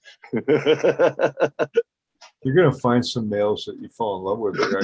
I got a double white cheese male that's just a beautiful dude, man. I'm just like, wow. Every day I look at him and say, man, I just give him the positive energy. And he's got these Jurassic type leaves and great structure. And I'm waiting for a couple I got in here now that I've crossed with them to see if my hunch is correct, that it's, going to pass on some good stuff. But you never really know. I mean, I've done that before, and you kind of went, what the fuck is that? You know what I mean? So it is a little bit of a gamble. But if you have good originators and originating points, parents, I guess you could say. I would add to what I just said, whatever male I pick, if it was only one male, one female that are identical, take the male and he would go to all females, right? Of those, he would go to all that, because then I'll grow them out, and you might get one in there that has something that you really don't like, but there might be 7 or 8 cultivars or phenos come out of that. But from what I've seen, I think there's probably, in this one that I'm doing right now that I got going, there's probably 3 that are like there's 3 like hash, and they have a little bit distinction, right? But they had such a hard summer, so I don't know. And there's 2 or 3 that are the same structure, but they have different flavors. But I think 2 of them are pretty much the same. I planted them in different pots, and one of them came out different than all of them. And I'm like, oh, son of a bitch. I found the cookies. There's a cookies, almost like a cookies inside something with nothing cookies in it. So you're gonna basically, you're off to the races, brother. You're gonna have some fucking fun. I can see Well, that one there, you've really caught the bug. I can tell just by the excitement in your voice. So it's gonna be fun. Here's the thing. If I'm just gonna give out. If I trade seeds, I'd like to be able to trade enough. So if if the people out there are like, yeah, I can do 40 or 50 seeds. I mean, I'll give you 40 or 50 of both.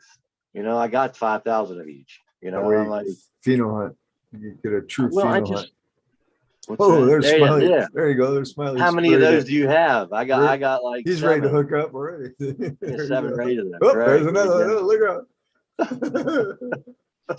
Yeah. How many you think's in one of those, Smiley? And what size are the seeds? Have you weighed it? They say one weigh one seed and see what it weighs, and then weigh them all, and then put them back in there. Yeah, I heard weigh 10 seeds or something like that. Oh, 10, okay. The sample size, but yeah, I don't know. I would guess 10 would be better. 10 different sizes. I don't know. I guess 300 maybe. No, there's more than that. Yeah, there is. Probably. No, that's like 3,000. Yeah, that's like at least 3,000. That Yeah, jar right there. Hold that up again. Yeah, this is one of them like 4-ounce Okay. jars, I guess. So it's Okay, like that one right there. That's Right. right there is about it's full. 1,000 seeds. Yeah, about 1,000. That's about 1,000. And this That is- other jar is about recognize that 3. jar. This one is full to the brim. That's about lid 5,000 barely seeds. squeezed Right there. onto That's it. 5,000 seeds. And that's one of them 4-ounce. I'd say You can 5. do a pheno hunt there, by God. Bingus has seen more seeds than us. How many seeds is in that thing? You get it right. You're on. I'm not target. kidding either. It's full to the brim. Look at that. Yeah, that's a good 5 grams. I'm just Probably guessing, more. but that's about what I have. I'm guessing 5. But it depends on. There's so much variables too. We had a And now bean counter. We had a seed counter and sorter. We could actually take a picture of the seed that we wanted it to find, and it would reject all the rest, which was kind of cool. Isn't that wild? I watched somebody do that on their machine online. One of the guys had it running. I'm like, But we were taking like 5-gallon buckets of seeds. I mean, multiple 5-gallon buckets.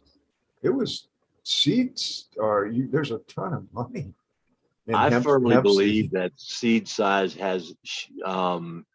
will give you a variance in your phenos. And once you get close, is it true? Once you get closer to higher up, they start looking more uniform, even the seeds. Some plants just produce small seeds. Yeah, strain to Like every tomato seed looks pretty much the same. I think because they've gotten it so close. This is just what I'm guessing. I don't know. You'll see. Just keep doing what you're doing, because you're going to see that different strains are going to create different densities. And like I got some seeds right now that are blonde, but they just they sprout right away. And I was like, wow, because I was looking at them going, nah. I missed what Eagle said there. So What'd you say there, Eagle? I believe I said anything. Oh, I thought you said something. anyway, I thought I cut you off. I'm gonna head out, guys. I gotta go to bed, but I love being up here with y'all. Appreciate it very much. Hope everybody in the chat room has a great night, and all you guys on the panel here, keep up the great work. See you on the flip side. Cheers. Thank you, Vegas, for popping on, man. Much Thank you. respect to you, brother. Thank you, brother.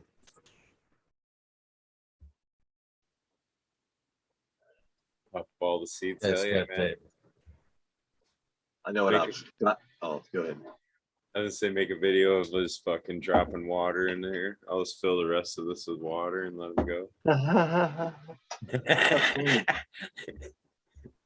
Find out how many's in there real fast and I'm plugging all them bitches. I took a plant that had nanners and did that with all the seeds. There was a lot of seeds. Oh man, I had some seeds at the It's amazing how much pollen can actually be spread. Cheers for Thomo G. Like them outdoor plants. That one that I didn't think got hits has a couple of stray beans in it, but man, it is amazing how much pollen. I had a bee Little on bit of my pollen can tall make up salmon so river many yesterday going, do I need to leave you up for another 5 weeks now to see if you brought me something? I'd be okay with it now because I only saw it when it land on one bud and fly off. You know, if I would have identified it, I'd have no problem going through that weed and finding that seed, and just to be curious to see what's going to come out of it. You know. I can't wait to see what's going to come. There's not a whole lot of seeds in the few plants that I got outdoors there, but Seminole. I'm gonna fucking see what they got. They're actually Colombian crosses, so Smiley's like, what the fuck, really? Colombian. How'd you pull that one off, Dick Face? Then them are the males that I put outdoors a long time ago. I took cuts off. You said you were going to do that. Fucking, they didn't last too long, but long enough to throw some pollen, obviously, on them girls. So, there ain't too many seeds, but there are a few seeds. You may want to pop them, man. That could have been the winter male. That was the stud. Oh, I still got copies of all the males. I'm almost positive. Oh, you do? Well, you're better than me. Well, there's only two. How hard could it have been? Yeah. I got some serious fire in there, and I haven't taken any clones. I'm not planning on taking clones, and I got some stuff in there that people would die to have in their collections because out of the stuff I bought that I've hunted. I'm like, I'm thinking, you know, I got so many seeds. I wanted to keep the male, and I didn't keep a certain. Well, I kept one, but if I'd have kept from one male, two males from two females, I had two perfect matches in there of stuff that just makes me want to just grow nothing but them two, and I've never grown them, man, just because the smell of the stalk has that. Well, somebody said it earlier. It's like, I guess it's in that the one like I'm getting ready to grow. It just wakes you up when you smell it, you know, and it's like, holy crap, you know. It's just like, I know you guys have been doing this a long time. You've seen a lot of them like that. I'm falling in love with that, and I'm falling in love with it. Yeah, dude, I tried. No, I could see. Go ahead, Smiley. No, you can go ahead and go. Well, you've hardly talked. I've yet through this whole thing. Yeah, I've been. I was just saying, I got the ones outdoor. I didn't clone. Well, I tried to clone them, and one of them took, and then the other one I cloned didn't take. So now I'm like taking it with some buds on there. I took lower branches with buds on there. I was just gonna forget about it, but she's such a badass. I gotta fucking try to re-veg a clone now. So I got two of them going with, I don't know, Mystic Mark style, I guess, where you fucking Buds. yeah, Bunch like, of buds, throw roots where they still got buds. So hopefully it'll work, but interesting. But the downside's not taking any clones is like this plant I'm sitting here smoking right now. This is that cookies. This is that Blue Magoo cookies. Man, I could smoke this all the time once it's cured. I cut this down beginning of June. I've been smoking it the whole time, pretty much. Well, after it hung for 3 weeks. But man, right now, because I only open the jar maybe once a week. Oh man, it's just. Yeah, I got one too, man. Like there was one I had. So I don't know if you've run into this either. Eagle probably has too, but where like initially when it's dried, it's not a whole lot, you know what I'm saying? And you set it off to the side and come back to it after it's sat in that jar for a few weeks, and it's like it's totally different, you know. Like I've totally have had that a feew times where like an off pheno, I just had it sitting in a jar off to the side, and one day, I'm gonna crack into this, and you smoke it, and you're like, what the fuck? How did I get rid of this one? Like, you know what I mean? You're like, how the hell did I get rid of this one? Wasn't I like, also had this. Working Oh, go ahead. both ways. But that work both ways, good and bad. Not necessarily in the bad cure. Just like, oh, you smell like this all through flour. And then when it came to smoking it, it's like, man, it's not that at all what I thought it was going to be. But I have seen it go the other way as well. You know, I had a sweet kush that took me there that I got rid of the sweet kush. I didn't enjoy it. But fucking, I actually told the story a few times. When I moved up north here, I actually fucking hoarded all the cannabis because I knew it was gonna be a minute. You know what I mean? And I ran down. I got down to my roaches. Started unpacking some shit. I found a jar of that sweet kush, and that shit was completely different. It was tropical. It was fucking beautiful. That's that when I talk about curing, that's the same instance. That's the closest thing I've had to a long-term cure. Yeah. But it was completely different. I was like, man, if I knew that it could have been this, I may have kept it because when it was like a couple weeks into dry, I was like, it's good, but it isn't. Keep her good. You know what I mean? That's the thing too. Keep her good. That's a lot of that's got to be said. And that's kind of what I'm saying was when I cut in there though about breeding. I'm not really ready to dive into full out like breeding or whatever. Man, it's not making some seeds here and there, like done outside. Yeah. But man, I'm still happy with fucking testing and going through them. Fuck, I think I'm frivolous as it is right now at the way I'm going through genetics. You know what I mean? To stay in this motherfucker, it's gotta be like, wow, it's gotta knock me right down. It's seriously. Before I mean like I take cuts of everything and it gets run a second and third time. You know what I mean? Nothing's weeded out that fast. I ain't that dumb. I've got to fucking smoke it a few times. I've got to pass it out to my patients, see if they like it. There's an off chance that if to everybody else, it may be enjoyable for them, and it's whatever, vice versa. It be, could be kept for that reason. But I'm not. I'm not there to where I want to. I have the want to take it to the next level and start making my own stuff. Fuck, I'll leave it to the rest of y'all to do that. I've still got tons and tons, tons and tons and tons and tons and tons. Thank you, Florida Nugs, by the way. The latest seeds I've got.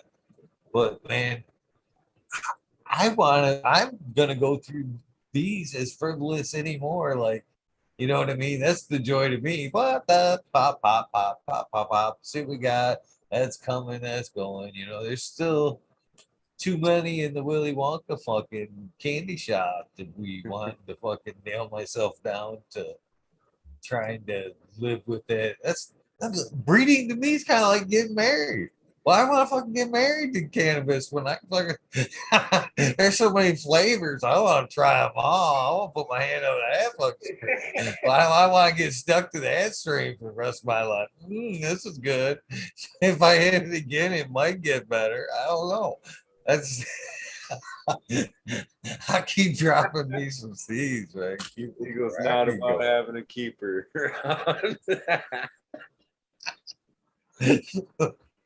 It's gonna go after a while, man. They can't stay too long. Don't be comfortable. Don't be comfortable. That's why you paid the hookers to leave, right? I said hookers. Well, I'm just at one point I did use the term plant pimp to describe myself in like vegetarian. And that was beating them This up. is the first plant I've ever had growing like this kind of style of stalk. Have you not had me heard that story? back when I had the grow and up there at it, I had a buddy upstairs one night, and I was pretty much doing the subcool method of like smacking them around and hitting them with the fan and blowing them around. And I fucking looked at my buddy and I said, man, these bitches don't go, these bitches here don't go in that room until they're ready to make me fucking some money right here. Basically, fucking beat them up. Part of the process is part of the training to go in that room right there. Man, I fucking yelled out to him, plant pit, motherfucker, plant pit. Train them bitches. Funny. What the hell was that? Oh, leaf. I had a leaf hopper. Parker goes and hides on me and comes out and bites something, gives you a disease or gives you like a hit to the plant. It's like, what the fuck? I thought I just stripped this plant. There's another one. Green fingers going all Halloween on us over there. You Michael Myers in your plants over there, Green. Full moon too. Is that a light? Is that the full moon? What's that? Camera. Oh. The camera with lights. Brand new. Just put it up today. The lights pop on too much, so they're gonna fucking firm my shit. They're right next to my flower and fucking.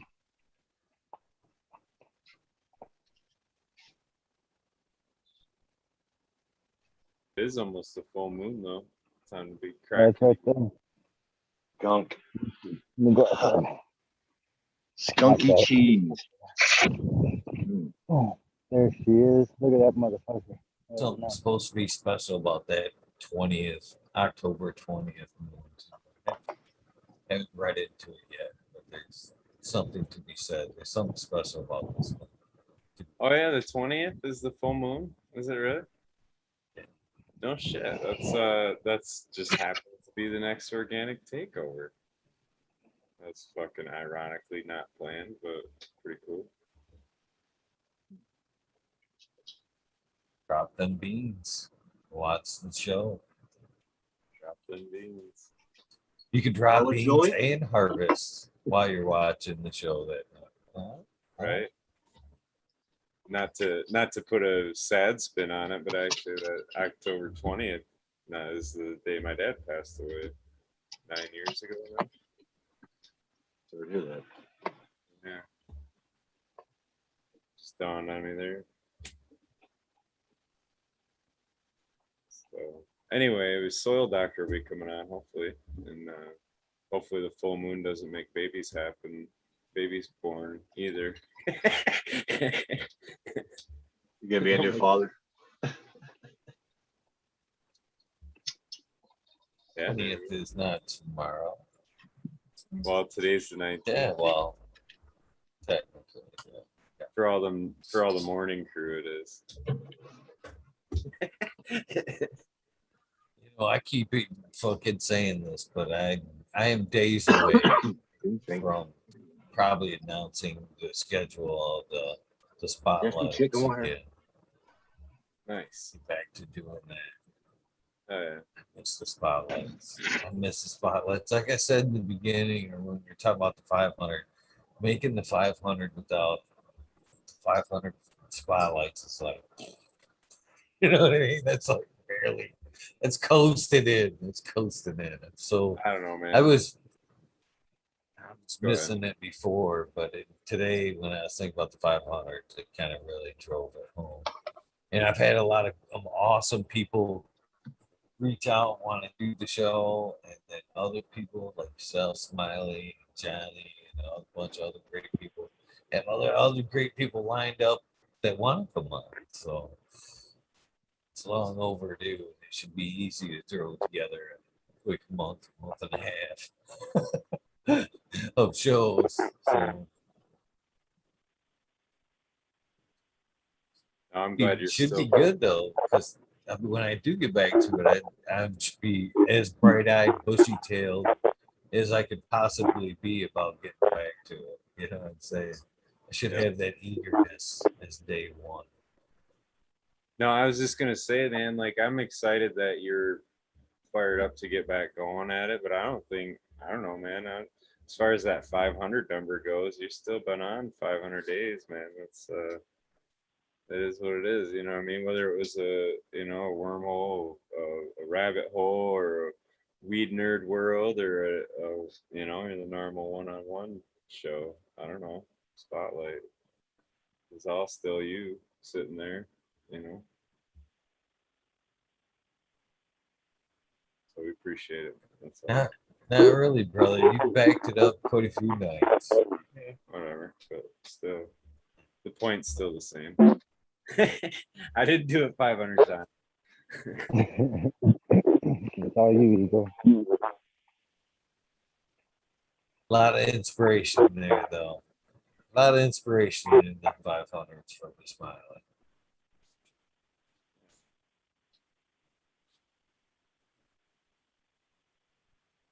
I'm excited. Hell yeah, we got a big old lineup. There's a bunch of people that walking through the booths there. I'm like, man, there's all kinds of people who got to get on and do these spotlights with. You're definitely not gonna run out of cool people to interview. That's for sure. I don't think anytime soon. He says 500 was 500. If that were the case, I could have fucking marked out 500 a long time ago with the 0.5s and just went, yeah, see?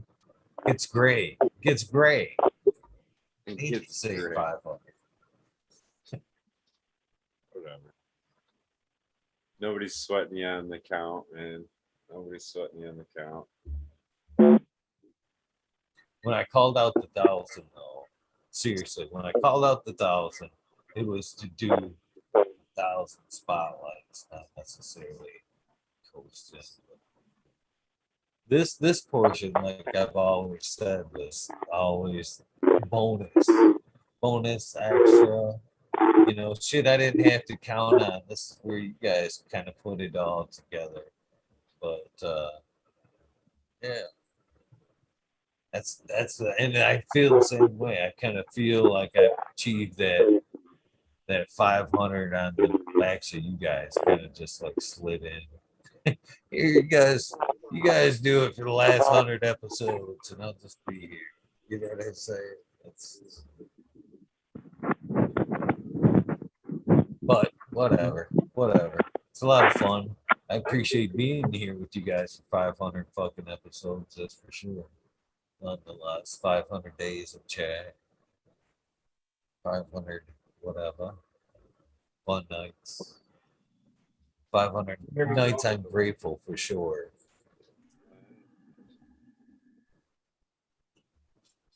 How's my sound? You guys got to hold it down for a second while I go fucking piss out some of this coffee. I'll be right back. Under. Green Fingers, what do you got, man? You got a new bed? You gonna show us? I gotta hurry up. What It's I'm almost telling you, 4:20. hell You can build us up a living soil bed or what? yeah. Oh, you Small got one right here. This Yeah. is as much as a living soil as I'm doing this little one right here. what? Why? You got that other hole Hey, I big, want the rest to be all dead fucking shit. but you got that big hole right there too. What is? This one's the one with the too much horse shit in it. Well, why'd It you do looks like they're that? fucking doing fantastic now. I didn't do it. The guy that fucking look at that bitch in there. I'm just messing with you. Which I one? thought you That- were running remember soil in those? all of them. You're not running Yeah. soil in all of them? No, I'm running soil on all of them. He just buys me the shit, not the good shit. Watch, I'll show you. Let me take you over there. It's only a few steps. A little loud. Okay. You don't want that cheap shit. I told him to take all the shit back. Right? I wish I would have recorded it, but then you guys would be like, dude, you're too mean. Get this shit Yeah. out of here.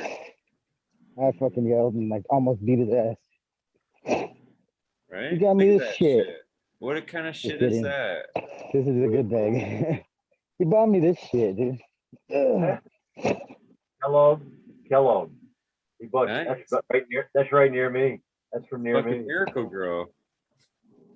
Get her done, buddy. Bought me a bunch of filler. Like he didn't buy me no good shit. I'm like, buy me the good shit. Like not the filler, buy me my fucking Soil King shit that I like.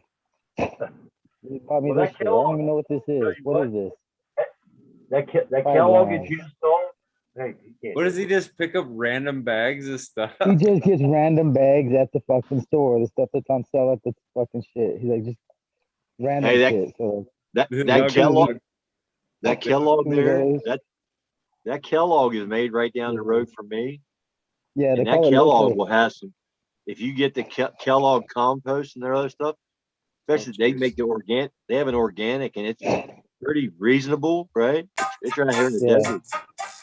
But they're good. I'm talking And shit then about them right now. I didn't think it was any good because I didn't ever grew out a bag, and I grew my first garden out of that stuff. It was full of mycelium. I mean, talking Oh, yeah. just tons of No, mine's all mycelium. I white. took it when I back. I cut thought it was open bad. Yeah, when you cut open the green bag, right? Yeah, that was a good bag of green fucking shit. Well, it's not green, but yeah, Kellogg's. Fucking, Have you ever grown with that? yeah, I mean, with the Kellogg, have you ever Kellogg's? used it? Have you ever used that Kellogg before? I yeah, had the yellow and red bags. yeah, I have too. Uh, What was yours? What did you think, Eagle? It didn't go full term. It was a decent No. soil, but it fell flat Yeah, mine, midway. mine's a I didn't think it filler. was. As much as all I could use it for is a filler, like just to fill up the I fucking bought pot. their compost. That's what I bought. Yeah, they get these dogs. But I took it It was, almost to all be back. honest, it was the Kellogg run that made me go back to cocoa. Yeah, but What? the You want Kellogg it? run actually made me go back to cocoa. Yeah. That's no lie, that's straight up true.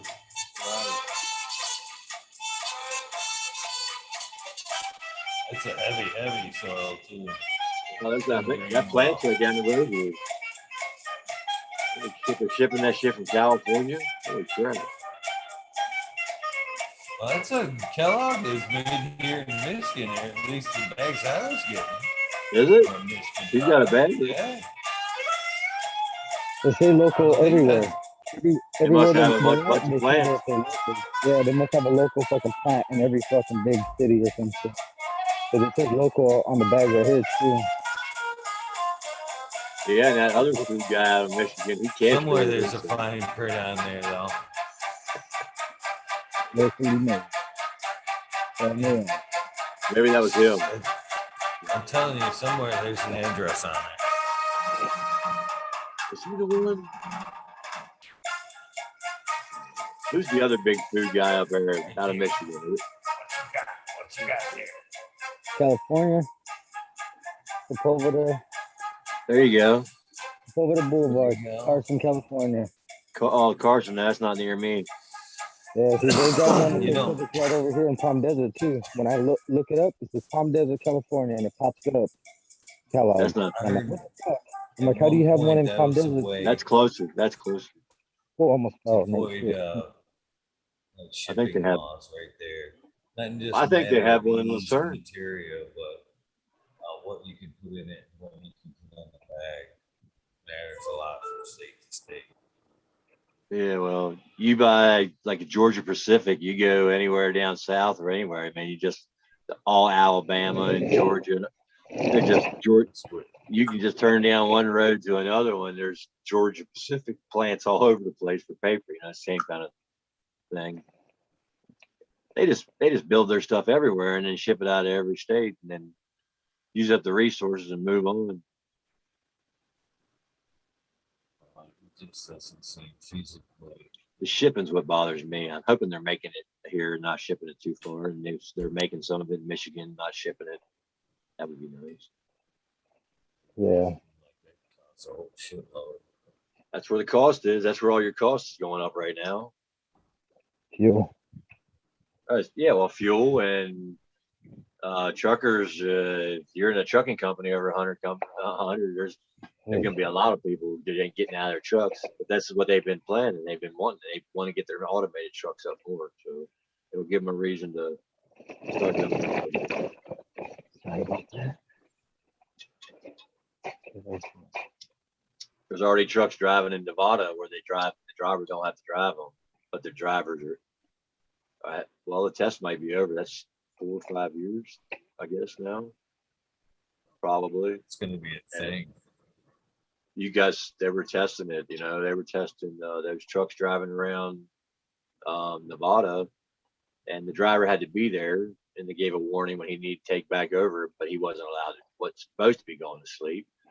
But I can tell you what, after a week on the highway, I would probably try it. I'm like, I don't know. It'd be tough, man. It'd be tough to fall asleep. The alarm goes off and wakes you up. But if you don't hear that alarm, you're screwed, man. You're screwed. You better have a little thing going to my nipple or something electrocute me. Little probes. Electric seat. There you go. You get electric seat.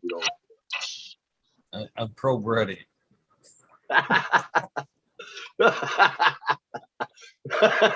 You hook your roach clips right up, man.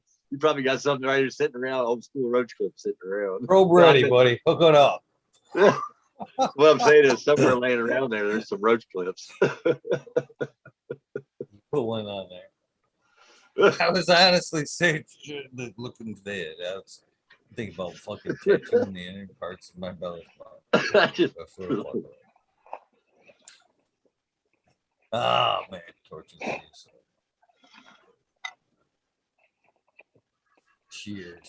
Cheers, man. So what did you guys hit on your 420? I hit some of that sangria from Broly there.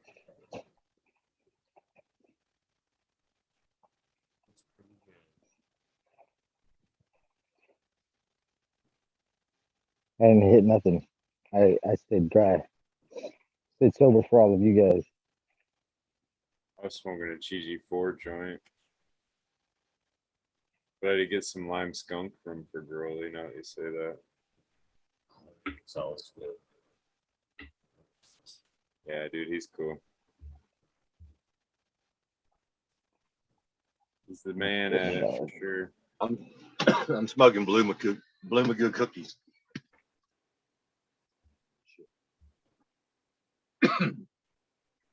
Pretty sure my favorite from Broly is the sunshine. I think it's the sunshine. Dude, I love his Durban poison, but this one, that lime skunk, I think it's a mix of two. It is absolutely delicious. Absolutely delicious. I gotta look it up. Cause that shit that he gave me the one time, man.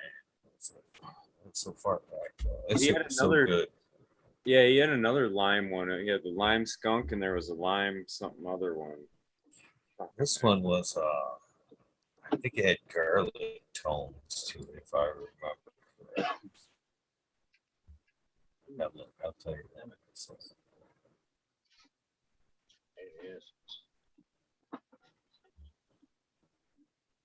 Something daydream. I remember that. Indigo daydream. That's what it was. Indigo daydream. That shit was. Ooh, motherfucker. That shit was so fucking good.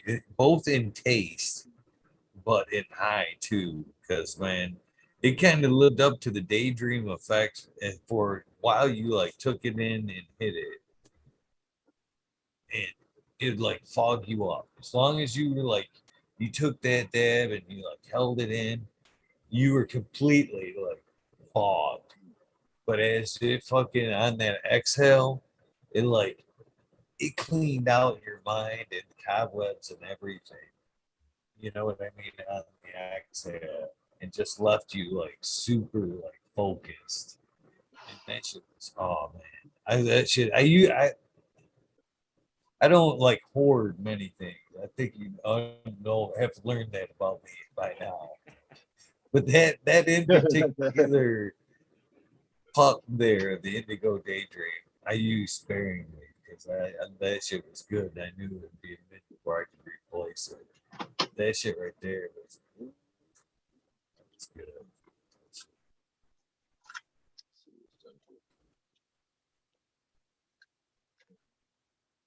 Oh, cheers, my friend. You should pop in once in a while, man. Jar of sand.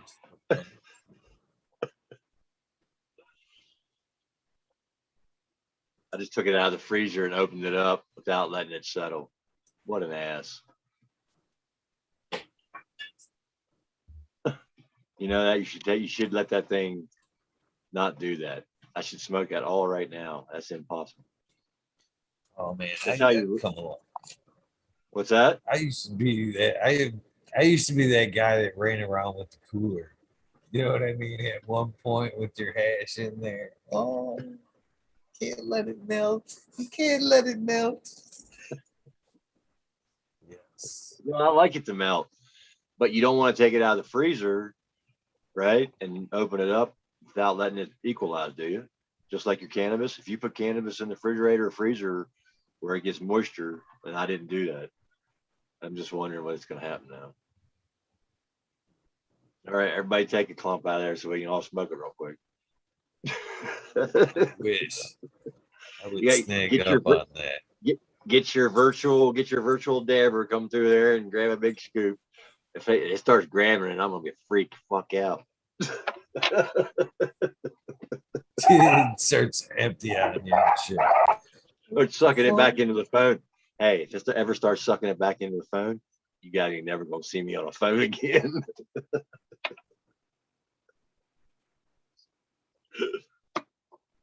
That shit back here. Sorry. Not sorry. Anyway.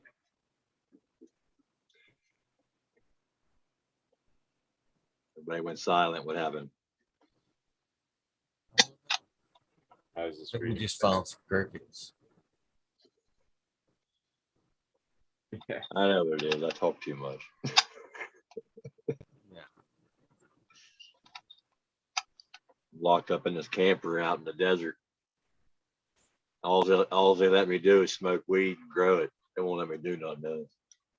Everybody gets stoned about this time too. Fucking 5 minutes after the dab, everybody's like,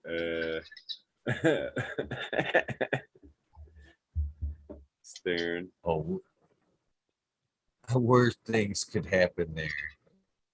Worse things could happen there, Russ. Oh, out in the woods, having to stay to yourself and grow weed. That's what I thought the first thing during this whole pandemic, if you will, thing. What? Stay home? Don't talk to nobody? I was like, I was all looking around at my garden. I'm like, oh, You guys, perfect. This is what I do anyway. Shit. The place I'd rather be than locked in my garden. Shit. what? What is that? Is that Disney cannabis from Disneyland? No. Worse. Mickey Mouse get you the highest. You'll be higher than Tinkerbell after these edibles. I wish. Right? No, but they should do that because that would taste really good. Wow, shit, man. Anything like that would be under that whole like attractive to kids kind of scenario. You Yeah, know? but the packaging ain't even fucking appealing to me. Let's It put looks like some it's fucking. let's put It some looks like Little it's Mermaid on medicated. there and fucking Elsa and all the Disney princesses and like make it an edible, right? Like, And my sister goes there all the time, I guess, because every time I get like a bag or something. So she's like every weekend or something, she's taking her fucking old ass kids. Her kids like 18 and fucking 14 or something. Lucky little fuckers. uh, That's fun. There's nothing to do. Fuck. Disneyland. yeah. So they say that's what everybody says that wins the Super Bowl, right? Oh, Disney World. Oh, my bad. Yeah. Sorry. Yeah, I live in California, but it's Disneyland. So I wonder if that's like a real thing or if they're like just sitting there and they're like, all right, fourth quarter. Totally All kidding. right, we win tonight. First person that looks in the camera and goes, I'm going to Disneyland. We'll get a bonus from Disneyland. Just a little heads up on that, just in case you want to be that guy. They put the camera in your face first. Don't forget the Disneyland thing. Oh, I bet they give it to any one of them that says it. They're like, fuck yeah, we'll put you up here for a month, man. You say that shit. Super Bowl's Fuck. so viewed. That They get them so ads much, are so yeah. expensive too, to just have one guy say one thing like that is fucking. $1 million. Yeah, it's like the race car guys, man. They hop out and they better drink the right fucking. You don't care if you like Coke and you're sponsored by Pepsi. You're drinking a fucking Pepsi when you get out of that car. You know what I mean? Like that would be the shitty part of being a sponsor. Or swap it out, have a Coke poured in a Pepsi bottle for you or something. They sell their soul for a couple dollars. Right. That's CBD. Well, that's just the fake fucking world we live in. Everything's marketing and advertising, propaganda, just whatever. Leads you down a path. It's all the fucking whatever leads you down the path that enriches them. You know, it's like,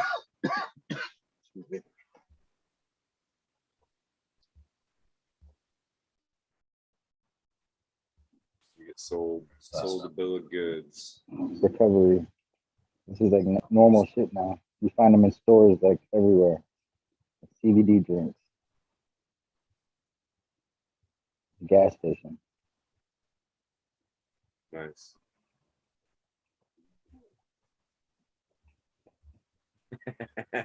Nice. Mystic marks. Shenanigans, I tell you.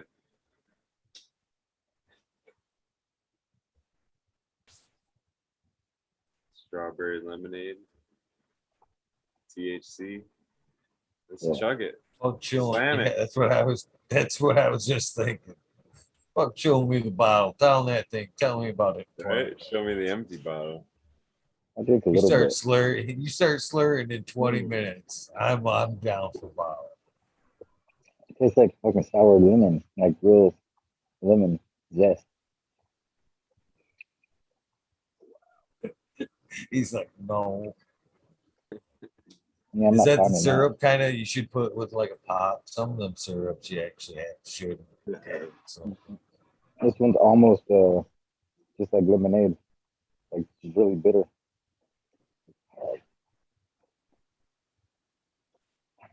Gentlemen, Nano. I am going to jump, man. I'm going to run out of here. That last hit was an OG. I don't smoke very much for a reason. Thank you very much, Eagle. I appreciate it. Smiley, Green Fingers. Love your neighbor. Love yourself. Good night.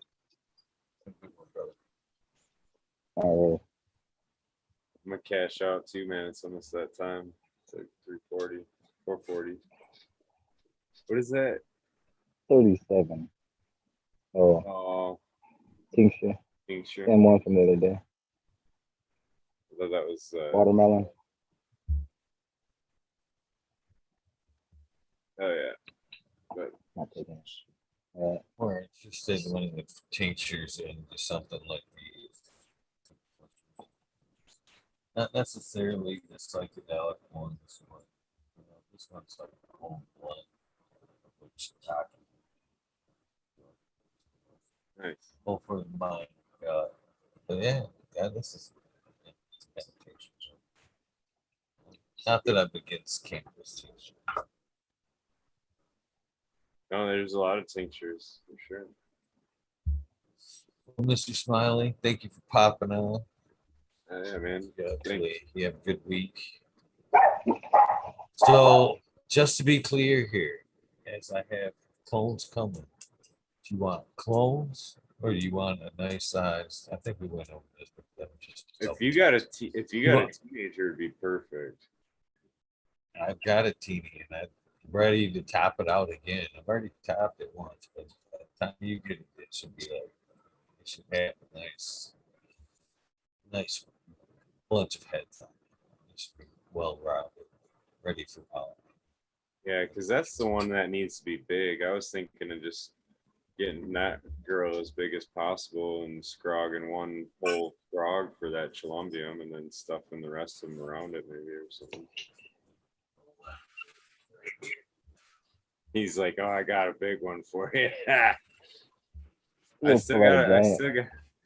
I'm only on like Smiley, 10 of this flower. one topped off. Can I I'll take like a fucking That's- foot off this one. Yeah, dude. I'm I'm out talking to like I'm right talking here. like Hair cutter. a 2 Hair footer. cutter to right here. I still got Huh? like 2 months yet before they go I'll in. clean her up right to here. That's 2 feet. From here to here is 2 feet. It's just gonna I explode. clean though. this up and then just take the hedge clipper right to this. Huh? So be ready. Good, you're good. So we ready. No I doubt. think other than that, I'll I tell you think what, I it got- doesn't have to be pretty. It's just got to make some seeds, man. So I'm not gonna be smoking it or I think nothing. I might have one back in like 1 year. But I'll snag a few clones off it so I can run it too. See if it shows up pine. You'll be so mad. I'll be like, Yeah, I this know is it, right? straight pine, bro. This is just straight pine. Fuck, make my eyes water like pine saw and shit. Oh, At that point, something's got to change. I'm gutting everything. I'm gutting everything. It's all done. Starting I'm all done. We're starting over. Something's got to change here. I still think that's a factor, buddy. I really think that's a factor that can be utilized as like a backtracking method. You know what I mean? Kind of like we were talking about earlier, to where like certain pressures are bringing out certain terpenes. I can't help but wonder if there isn't a certain pressure here that is bringing out more of a dragon fruit terpene versus the pine terpene. Yeah. And It's I just think weird you that can, it's that way on all the different cultivars, though. You know what I'm saying? Like, but again, it's what I'm looking for the same. It's cultivar, they're different cultivars, but what am I looking for? Pine. Well, I'm looking for a pine dominant strain, and the same pressure is here. You know what I mean? Of course, it's going to back that pine back down to the dragon fruit that I'm seeing. I really believe that it's something to be said like that. And with that being said, once you figure out what them pressures are that bring out different profiles, then you should be going, there's too much X in the air. There's too much this. You know what I mean? You change these two factors, boom, boom, boom, in your pine. You able to produce pine again. I believe that sounds. yeah. Might Gotta come be. up with a new ego But garden. will I be pitching will I be pitching pots out the back fucking door if you get pine? Probably so. Probably so. I'm gonna find the most piney strain. Be like, dude, I'm gonna send this to you. You don't believe me? Yeah. It's your Columbia. It's not even gonna number be 6. Columbia. I'm gonna Yeah. won't even be Columbia. It'll just be the piniest fucking thing I can find. I'll be like wiping fucking pine resin from the trees out back or some shit on there just so it smells. That'd be That's the fucking old great. school right there, man. Just put it on the lip of the bag when they smell it. It's right there, man. They fucking buy it every time. Oh yeah. Got that roadkill skunk too from the other day, Eagle. Like you could have just rub a bag up on that shit. Throw some bud in there. You got roadkill, dude. You got the roadkill skunk finally. Fuck, nobody else has it. It's essence of roadkill skunk. You know what's funny is the other day Automation posted up that picture of that Oh, one cool. skunk, and I bet that's kind of what I was talking about the night we were talking about that width and the weirdness of the way he was like all on that one side. That stripe was just on the one side. I'm willing to bet, just like different phenols, different widths of that signify strength and probably different strength. I'm willing to bet that weird fucking stripe that skunk had was like something weird.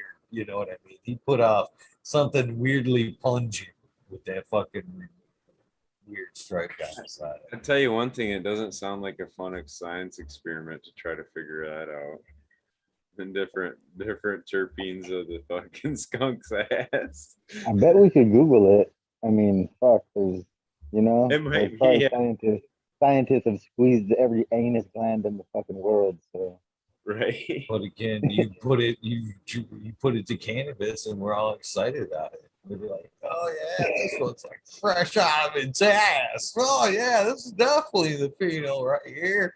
I can't even get near it. Goggles, nose plugs. You know what I mean?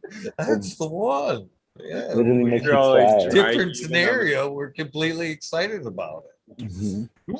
Yep, that's the one. Can't even fucking walk by it. Up Baby poop. Baby poop. It smells like dead people and baby poop.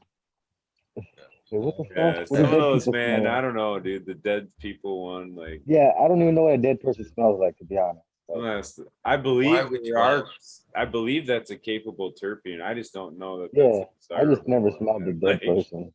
I'm like, rotting flesh. Like, I don't know. That's pretty gnarly, man. yeah, There's got to be something better to put your nose to it. You know what I yeah. mean? Than Yeah. rotting flesh is the first thing you kind Shit, of. Yeah, I don't. because a I'm, Mexican yeah, papaya smells like a rotten fucking person dying too, but I don't know what a dead person smells like. It just smells like rotten fruit and fucking meat.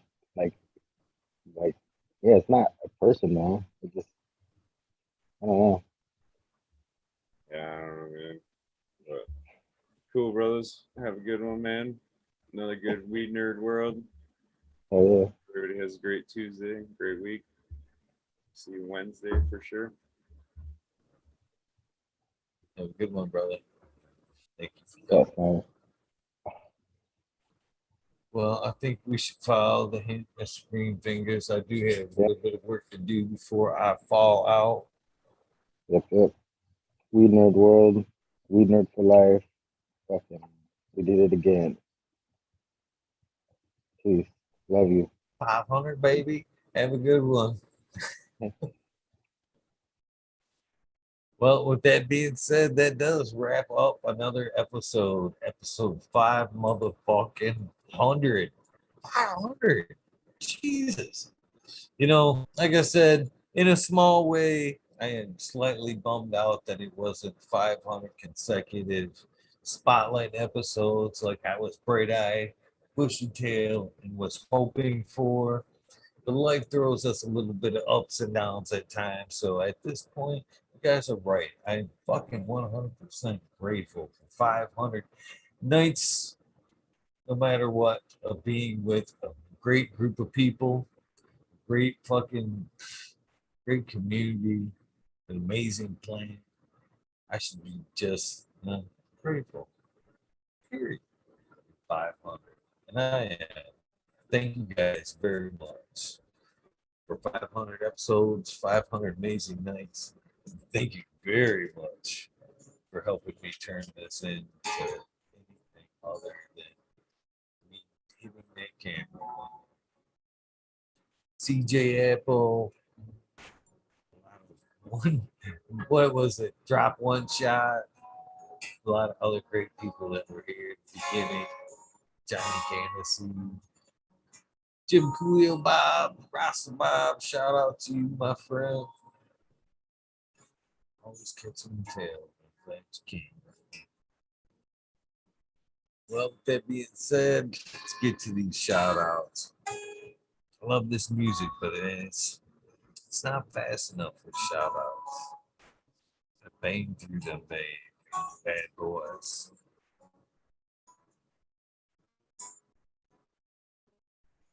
Great tune though. Here, right out the bat.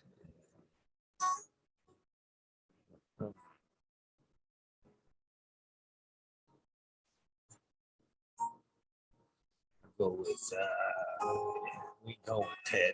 Ted's not a cannabis supporter. We'll start out with a little bit of Ellie King. A little bit of love. Followed out with a little bit of Gary Clark Jr. And if we still have some time, Tool.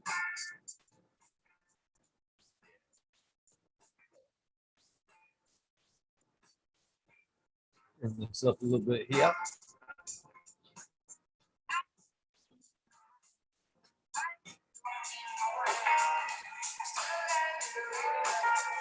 Sub Cool D's House of Dank Llama Lost 710 Scarecrow 420 Green Thumb Bum Christina MG89 Unplugged 705 Medical Mandela Cuddy Rick T the Rebel the 9G207 Baby and Salim is Dave's not here Time Spook Grave Walker Meadow Dope T Dog Dung Beetle Red Eye Jedi Grows Mother Nature Justin Conway Duckweed Run Boy 7426 Justin Gooder Strongman Okie Grower 75 Coer Travel Michael Wall Small Vision 420 Who's Joe Cat Daddy Taco Don Slug Rick S In the Bushes 827 James Simmons Kevin Hahn, World's Last Hope, Pats Fan 420, Bayou Minter, Dirt Road Dude, Kanashiba, Jose Ramirez, Red Eye Rustler, Dad Goblin, Dr. Buzz Lightyear, Acetone, 710 Canuck, Ken Queen Genetics, Savage Nazi, Pooner, Dirtman Dan, Keith the Black Says, Mixer Bocillus, Sim Premium Gardens, Rasta Mob, Rasta Jet, Soil Root, Small Tubes, Tyler, Frosty Buds, North Michigan, Micro, Witchy Buds, Dub T Roy, Big Jar Growth, AC, Modern Genetics, SoCal Weed Nerd, John, Last PPG 15,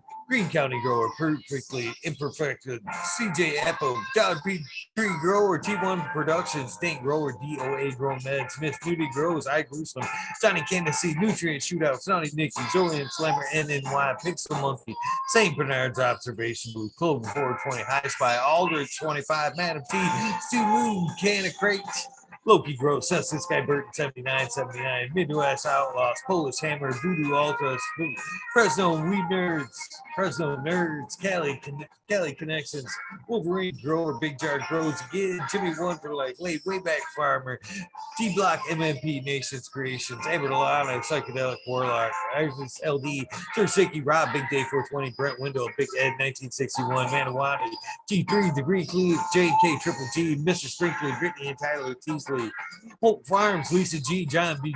Crazy for you, BG, WG420, Dr. Budswell, Kryptom OG, Arthur Sensimedia, Arthur Just Space 420, Beast Coast 420, Sir Howe, Trey Lane, Keep It Real, Hagerton 420, Sub Zeppelin, Audit Everywhere, BT Double D Grows, Biggest, Big Green Puffin Man, Alex Boykachev, Seth Light, School of Crop, Cause I Love It, Green Mountain Grower, Southwest Okie, Real 100, 212, Man, Andy Man, Brandon Family Farms, Page Farms, Me All Flower, Ryan Henderson, Green 13, New Sale About Wins, King of Macroponics, Indra, Michigan Native, Mary Jane's Bed Garden, Streamer 77, Double D, Bad Bunny Nutrients, Mr. Green Pots, Mr. Green Nugs from 61964, Spaniard, Kruger, Joe's at the Grow, Papa G Grows, Raz Amy, Joe Grows, Cast, the Grow from Your Heart Podcast, Lynn Luna, the Green Red Flock, Jeremiah Miranda, Stony Creek Lost Art, Mr. No One, LG 420, Giant Mike, Prometheus, Soil, Jason, the Ice Stone, P. Win, David Colvin, Mason 662, Scroggy makes Scrogger than the fourth, the Goddess Grows, Kaylee Burgers, Burrows,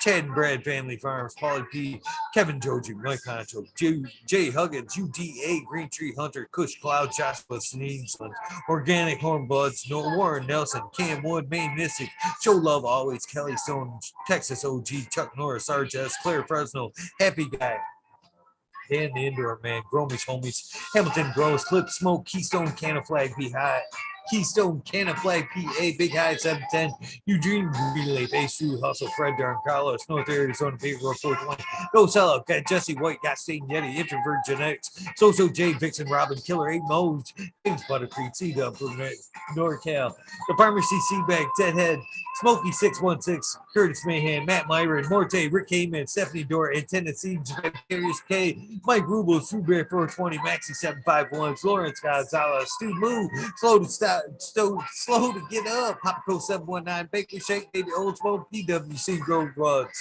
Laura Walsh, Mr. Weed Blunt, Old School Grower, Chad Westport, Honcho Grown for Nugs, My Little Piece of Heaven, Cogent Sound Seeds, Goliath Grow, Richard T, Chrissy Wannabe, Mr. Soul Food Spectrum, Don God, Laurie Hanson, Real 2,000 Years of Tradition, Mr. P. Conley, Pimp Jam, Big Bodie Face, Show Me Sasquatch, Fuck Google and you, I'm going well, Canadian Resource, Porter, Paul Roy, Zephyr, Humble Farms, Tannery Farm, Seldom Seen, Old Park Gardens, Hell 9782, Spunky, Skunky Packs, Martial Artist 2012, Michael Slave Hefner, Danny McDiz, Medically Fit, KGB, Robert Mr. Green Fingers, Motherfucking Thomas, Rancho Coach of Plenty, Monkey Balls, Andrew Champion, Bobby Lynn Reed, Trent Jaeger, Mr. Mac, Tony Like Baloney, Bill S. Louis Peace, Tater Delicious, Minty Country Roots, You're on Fire, Genetics, Earth Creeper, Big Ray Ford, Big Brave 420, Teeny 101, Buds and Hanson, Mr. Club 14, Bearded V Man, Farm 616, Style Up More, Max Screwman Ruby, Timothy McHills, Neo, Justin Beans, Chronic 88, Fat Belly Real,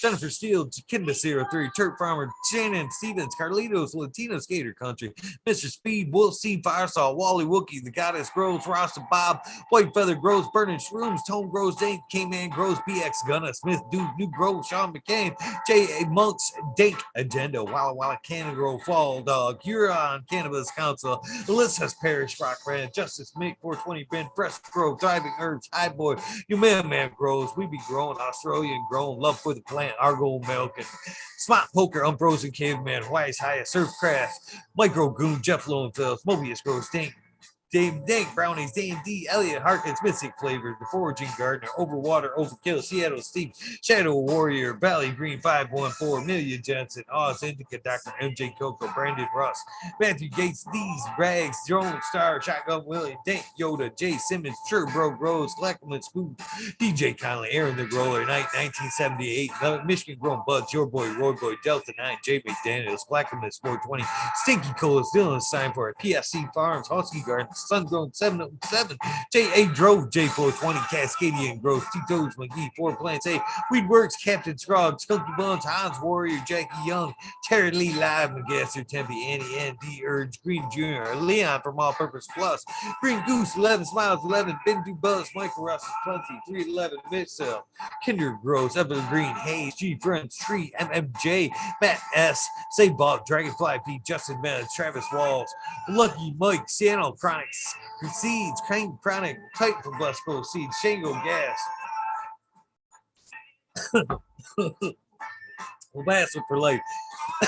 Damn, John Smith, Tommy Trico, Smoke King, Raz, Pop Little, Slow Roll, Spike Pilots, Oscar Green Jr., Matt Sealbird, Indo 11, Stephanie V, Sharp Pulley, 999, Von Brown, Sovereign Garden, Stoner Nation 420, Joey White, Bugs 1, 313 Grower, Painted Lady, Frank Booth, Jay Myers, Submit the Chat, Mr. Manny D, Bagseed, Dr. V, GGC, Jeff, Shredder 911, Dutch Grows 420, Scallywag 420, Skillbo 1, Medgrower 1, Empire Brady Grow, Bergoli Lost Leaf, Liam Mass, Danny Danko, B Bear 7, Ollie Noble, CK, Tom Trinidad, Lonely Jester, Smoking with Small Town, Tim S, Mr. Lazy, Raptor Grows, Rob Automated, Freedom, Robert Hates, and Door Michigan Court, Double Tap Farms, Mr. Green Thumb 420, Mr. Green Thumb 420, that is, Mr. 808, Rooting Prospects, the Hating Cannon Bus Driver, Hating Life, Kenny 710, Operation Growth, T-Ben, T-Down 42696, Rude Nut 619, Dr. Scramble, BB Moon Rock, CHF, Double J, Bio Green, Self Grower 56, Hanky State 420, OG,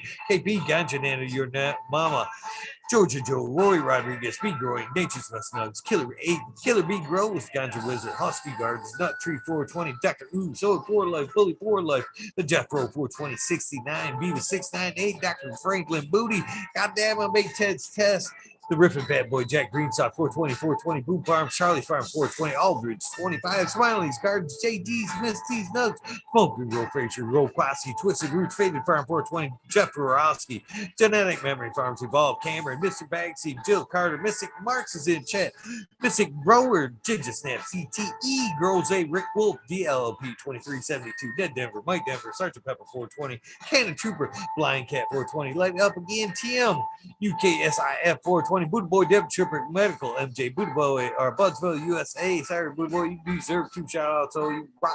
Resurrection Prophet, Chris Martinez, Dinkman 420, Dinkman Dan, Brett Side Farms, Good Luck, Joan Bell, Chicha B, Most Hated Grower, the Major General 420 Army, the American one, W Digger 714, Sharate's Kidios, and that Clown Skies ready, hit that hot fire, Chris Marks, Ian, Save Robbie, Sergeant Live, Hepa Fay Cam, Figure Lakes Finest, Hit, Ridge Patch, Doja Moon, Southern BT Grower, Truth Medical, Jerry Bear, +1 Bus Room, Secret City Pioneers, My Little Tent, 2042 Spacewalkers, Christian Tree Mump, T. Barrington, Heart and Soul, Homegrown, Mike B. T. Dwayne, East Coast Will, Heidi Day, Galactic Gardens, John Smith, Elliptus, My Natural Farms, Pacific Northwest Seeds, Ross, Kai, Paul, Lemon, Hoco, French, Redis, Juicy Life, 420, Great Manual, Mary Bond, Sammy says, Managed Colas, Chris Moon, TK Trades, Vision Creator, Guru, The Kangaroo, Cannon Nation, JJ Wire, Richard Forbes, David Pimenta, B4, P Funk, Nick T, John Reese, What About Bob?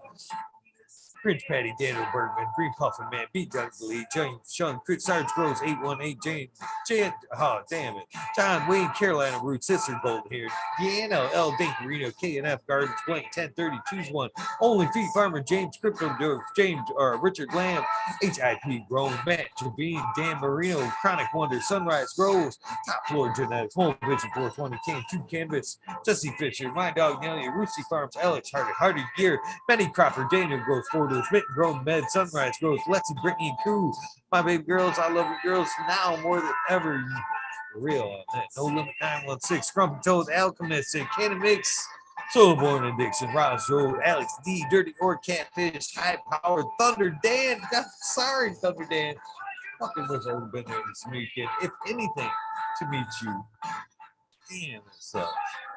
Propagation Station, John McDaniels, Lisa Marie, Sarge Gross 818, Blaze Daily, Pride Piper, Perpetual, Eagle Pride Warrior, Sales Smiles for you, Frank Posada, The Dank Duchess, Keno, Kelly Maxwell, Captain 420, St. Fat, What About Bob Ill, Justin 420, Pop Shrooms, John Gorski, Jen Doe, Dungeon Gangster, THC4, THC4, PT, serve proper enunciation.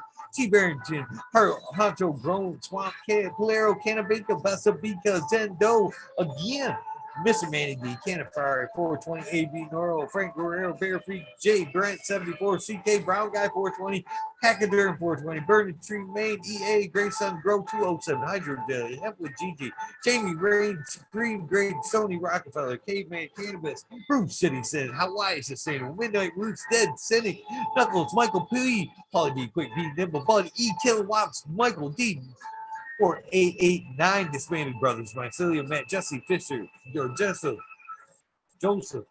Grace Medicine RX, Keith and Chief, Hydro Gel, Concerned American Cannabis 411, Freedom Will Speech, Dr. Jointsworth, D3, Ganja Sudoku, 710 is old upside down, Jesse Stevenson, there we go, Victoria, or that is the Cannabis Blade, as you know as well. What about Bob, Sacred Gardens, Gus Groves, Slick Rick 8, Dog Pound, St. Louis, or Dave in St. Louis had moved. I moved Wild Skates to gosh dang Yeti, Edwin, MN Grown Uncle Elmer, Off Grid Chips, Christopher 54, Last Predator, Bathroom from SoCal, Sue, Illinois Man Beater, Sink Proof Genetics, Dark Horse Genetics, Stoner Dude, Joel Jen from North Style, Caroline, Mr. Crime, Crime PTA, B13, Brew Beyond Perfection, XX Elite, Uncle Stoner Dude, Crispy Treat Prediction, Growers Paradise, LAD Grown, Icini's branch, special branch.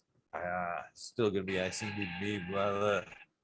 A Decoy Bacon, Mrs. Scotto, Fresh Baked One, J. Allen, Big Bob Grows, Charlie Canna, Australian Grows, Yucca 420 Gardens, Daniel, Phil, Mr. Nowhere Man, Selling, Sally, Silly, Seashells, Wob Wobby, Sean Village, Rescue Ready, Roadside, Notorious Nugs, Magma Seeds, Father and Son Trimming Tutorial, Sub T Tank, Jose Ramirez, Toggle the Hut, 420, Buck, Chiba Man, GR420 Community Videos, CMO, shout out to you, Detroit River Rat, Louis Garcia, Michael P.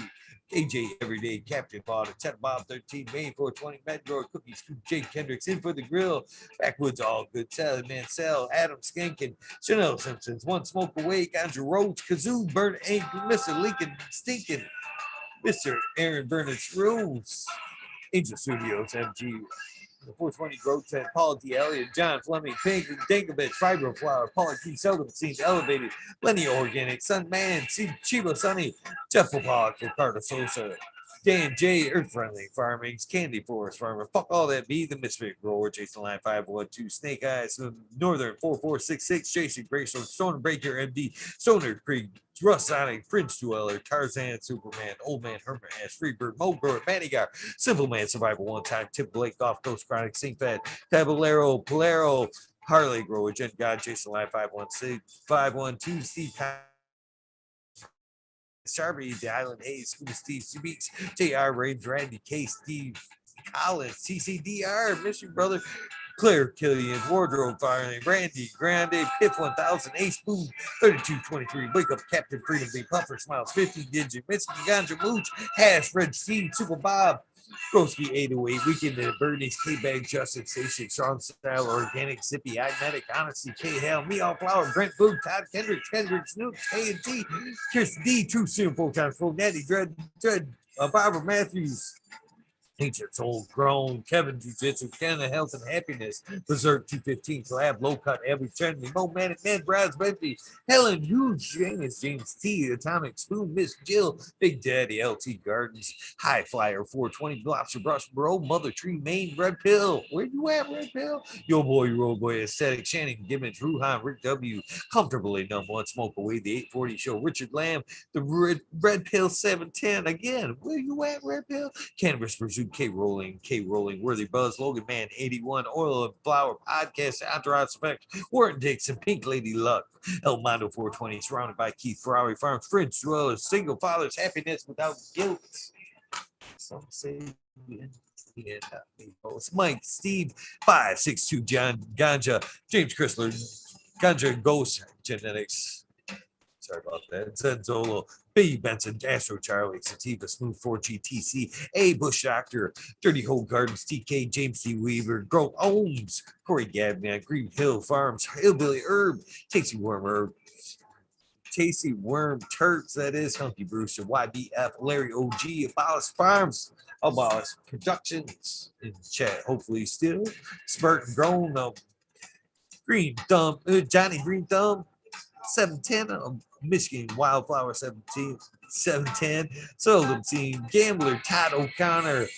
We got DLP 710, Caribou TV, Virginia Herbs, Red Premium, Equilibrium Genetics, Sophie Truck, Skyway, Kevin O'Donnell, School of Prop, Stupid Trucker, eBay, Bud Tender, The Glass Girl 420, Grow, Ted Nugs, Matt Javine, Greg 77, Ted Nugs, Skate, Skunk 8, Glassworks, Beast Mode 347, Mike, Atomic Skier, James, MC 182, Justin Gucci, Webcam, you silly motherfucker, use count, Dan, Stony, Baby Fats, Jake Kuda, Pit 1000 again, Damn, Sony, Sunshine Farm, Daydreams, Brad Star, Matt, Mountain, Laree.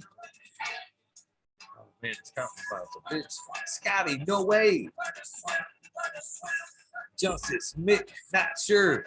Red Bear Farms, Two Dog Seeds, Butt Plug Boogaloo. Huh, funny motherfuckers. Luck E, Claude D, Goslin, Move T World. Hopefully I got that right. Green, Gorilla, last but not least. 207. Thank you guys. 500 motherfuckers. 500. We did it. WEedNerdWorld in effect. Thank you guys for your time. Thank you very much for your dedication in this project. I look forward to seeing your names pass by in that chat. I look forward even more so to hearing your story in the future. Spotlights are coming back. Got some great people lined up already. Some people that's hit me up and said, hey, ready to come back. Ready to have me? That's it. Fuck yeah. That being said, hopefully by now you know the deal. If this is the end of your day, your journey, please get some rest. If this is the beginning of your day, your journey, have a fucking amazing day. Moreover, take time for a little bit of self-love. You cannot put out what you do not have. So, love yourself. Have an amazing day. Get out there in the process of having an amazing day, prosperous day. That's you, Random acts of kindness do save lives. They're so simple to do. Compliments. Just sincere gestures. Opening doors. Helping people in the parking lot with their fucking lumber. Buds. Phone calls. Check-ins. All that good stuff. Random acts of kindness. As long as they come from your hearts, they will make an impact in somebody's life. With that being said, have an amazing day. I will see you tonight, 2 a.m. with another Weed Nerd World. Without for that organic takeover on Wednesday, Soul Doctor will be here. You never even know. I might have a spotlight for you. Have a great day. Love you guys.